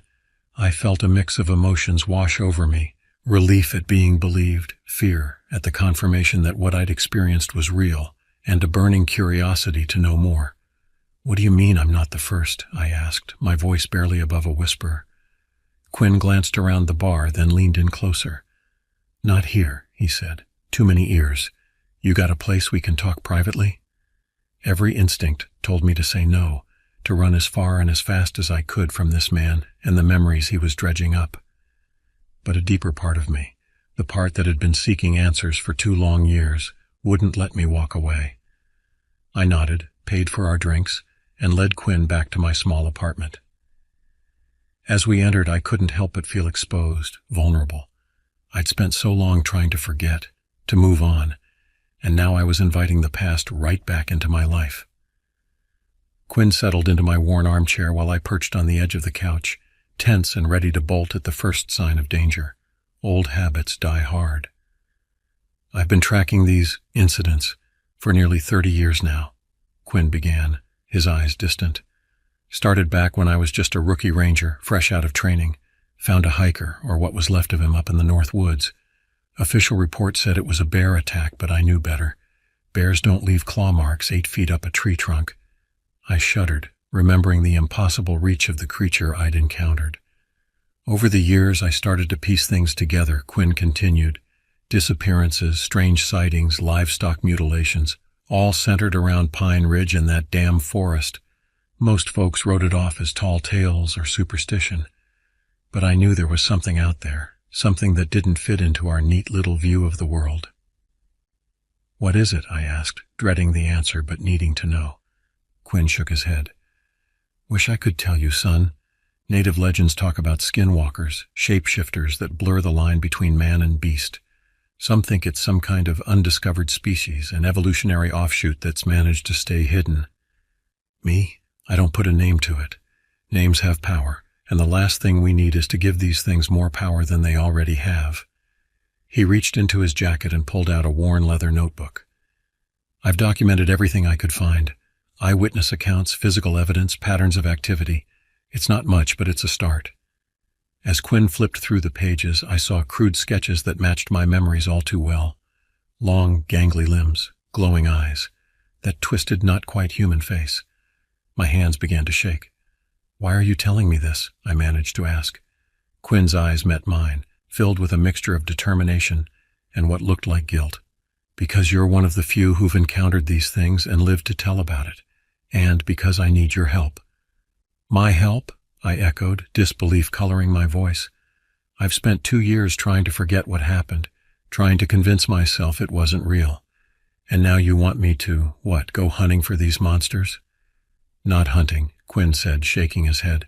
Documenting, understanding. These things are out there, whether we like it or not. The more we know about them, the better chance we have of protecting ourselves and others. I stood up, pacing the small confines of my apartment. You're insane. I can't go back there. I won't.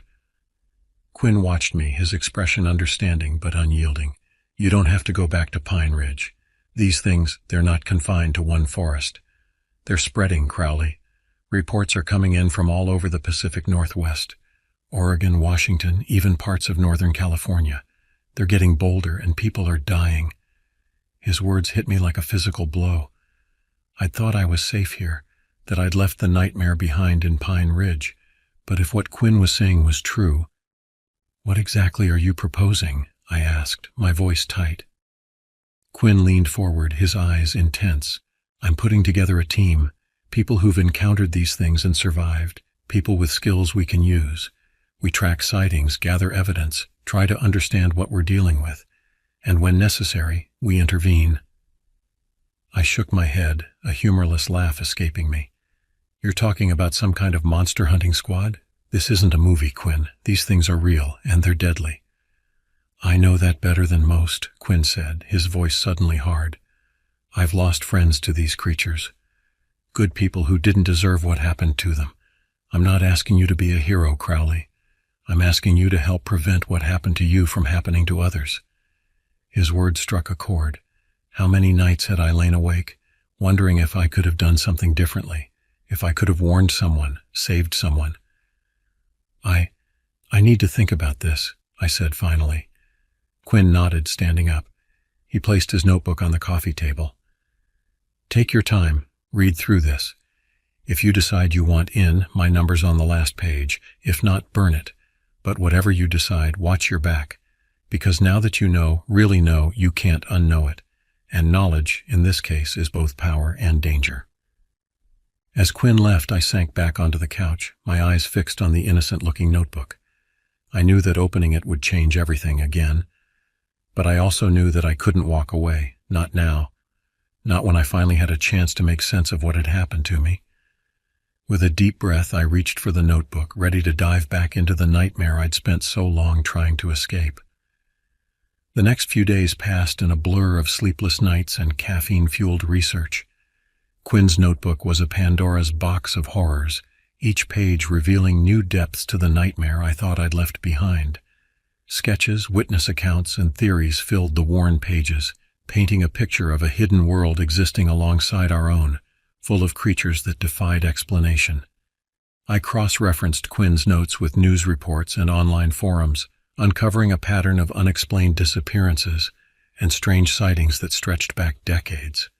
The more I dug, the more I realized that what I'd experienced in Pine Ridge was just the tip of a very large, very dangerous iceberg. On the third day, as I sat surrounded by printouts and empty coffee cups, my phone rang. It was a number I didn't recognize. Crowley, Quinn's gruff voice came through before I could even say hello. We've got a situation. How fast can you get to Brookings? I hesitated, my mind racing. Brookings was a small coastal town in southern Oregon, about a 5-hour drive from where I was. I haven't decided yet, Quinn. I told you I needed time. Time's up, son, Quinn replied, his tone urgent. There's been an attack. 2 hikers missing, 1 found. Well, let's just say it matches the pattern. Local authorities are calling it a bear attack, but we both know better. My heart pounded in my chest. This was it, the moment of truth. I could hang up, pack my bags, and run again. Find some remote corner of the world and pray that these things never found me. Or I could face my fears head-on, maybe even help prevent others from going through what I had. Give me the details, I heard myself say. I'll be there as soon as I can. The drive to Brookings was tense, every mile bringing me closer to a confrontation I'd been avoiding for years. I'd packed hastily clothes, Quinn's notebook, and the old hunting rifle I'd bought after leaving Pine Ridge. I told myself it was just a precaution, but deep down, I knew better. Quinn met me at a small motel on the outskirts of town. He looked older than I remembered, the lines on his face deeper, his eyes shadowed with fatigue and worry. "Glad you made it," he said, ushering me into his room. Inside, maps and photographs were spread across every available surface. Two other people looked up as we entered, a woman with short graying hair and a scar running down the left side of her face, and a younger man with haunted eyes that I recognized all too well. They'd seen what I'd seen. They knew. "This is Mara," Quinn introduced the woman, ex-military trained tracker, "and this is Ethan. He's got a knack for patterns, helps us predict where these things might show up next." I nodded to them both, feeling a strange mix of comfort and unease at being around others who understood. "What's the situation?" I asked, focusing on the task at hand. Quinn pointed to a map of the nearby Rogue River Siskiyou National Forest. 2 days ago, a couple of college kids went hiking here. Only one made it back, babbling about monsters in the woods. Search and rescue found what was left of his friend yesterday morning. I swallowed hard, pushing down the memories that threatened to overwhelm me. "And you're sure it's one of them?" Mara spoke up, her voice surprisingly soft. "The claw marks, the level of destruction. It fits the profile. Plus, there have been reports of strange noises and livestock disappearances in the area for weeks now." "We think it's establishing a new hunting ground," Ethan added, his fingers tracing a pattern on one of the maps. "If we're right, it'll strike again soon." I looked at the three of them, these strangers who were now my allies in a war I never asked to be part of. "So what's the plan? We can't exactly go to the authorities with this." Quinn's expression was grim. "We go in ourselves, track this thing, gather what evidence we can, and if necessary, we put it down." The finality in his voice sent a chill down my spine. This was real. We were really going to hunt one of these creatures. As if reading my thoughts, Quinn placed a hand on my shoulder. "You don't have to come on the hunt if you're not ready, but we could use your experience, your insight." I looked at the maps, at the photos of the forest that looked so much like the one that had nearly claimed my life. Every instinct screamed at me to run, to get as far away from this as possible. But I knew I couldn't, not again, not when I had the chance to make a difference. "I'm in," I said, my voice steadier than I felt. "Whatever it takes, I'm in." Quinn nodded, a mix of relief and determination in his eyes. "All right, people. We move out at first light, get some rest. Tomorrow we hunt." As the others began to prepare, I stepped outside, needing a moment to process everything. The night air was cool, carrying the scent of the nearby ocean. I looked up at the stars, so bright and clear away from the city lights. Somewhere out there, in the darkness of the forest, a monster was waiting. But this time I wasn't alone. This time I was ready, or so I hoped.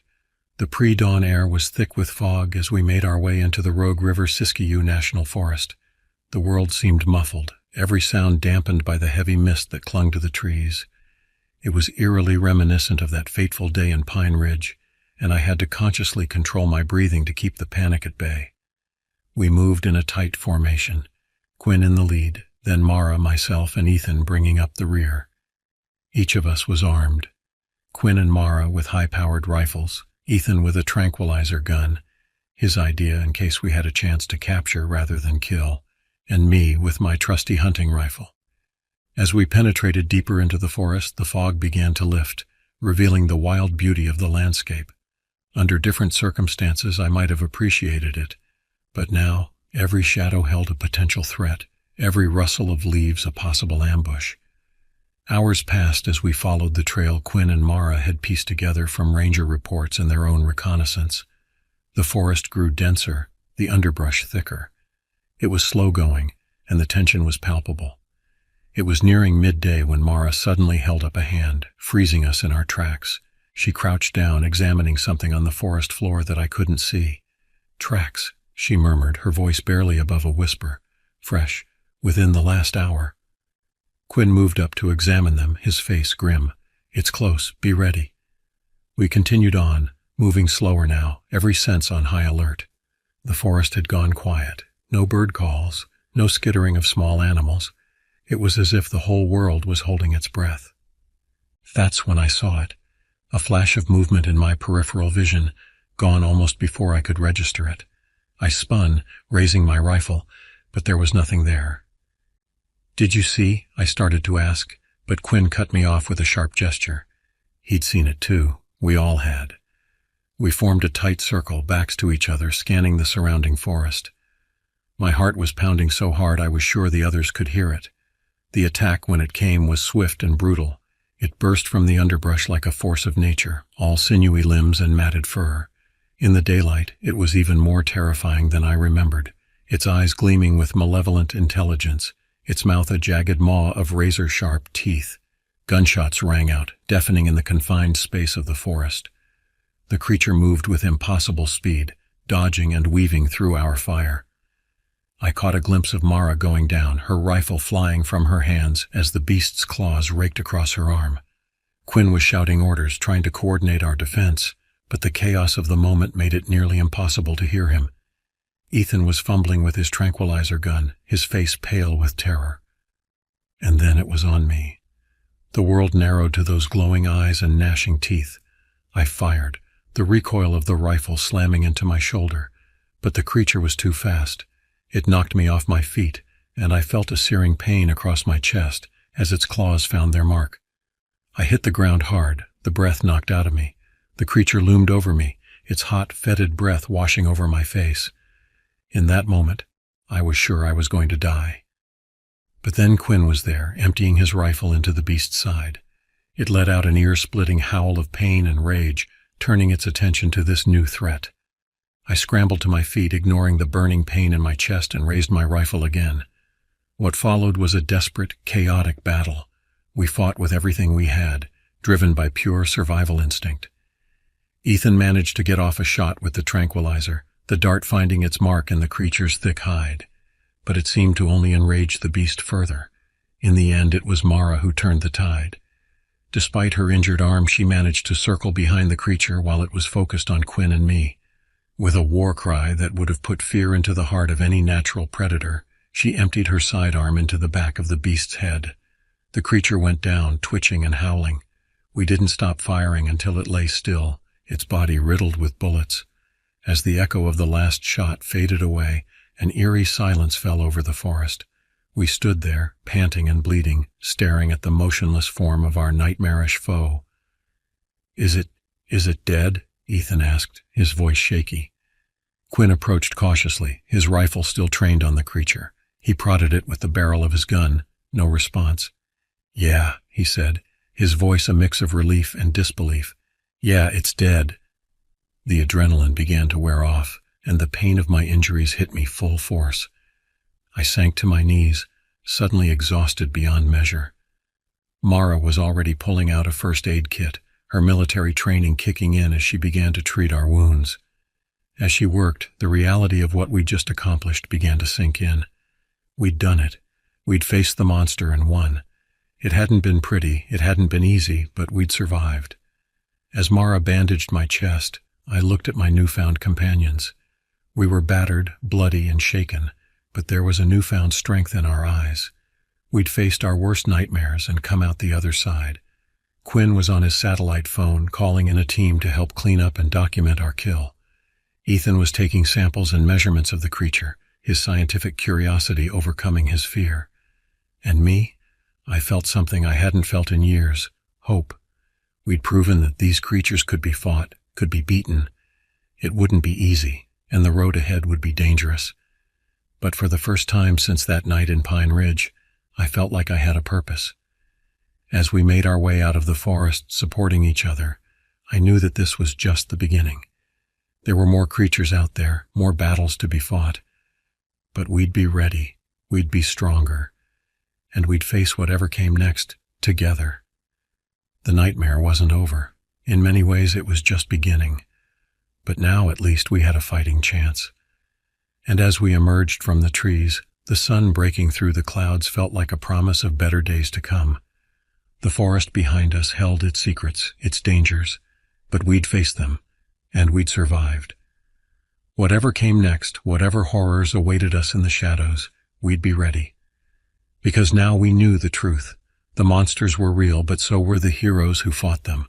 And I, Bart Crowley, once a man running from his past, had finally found my place in this strange, terrifying, wonderful world.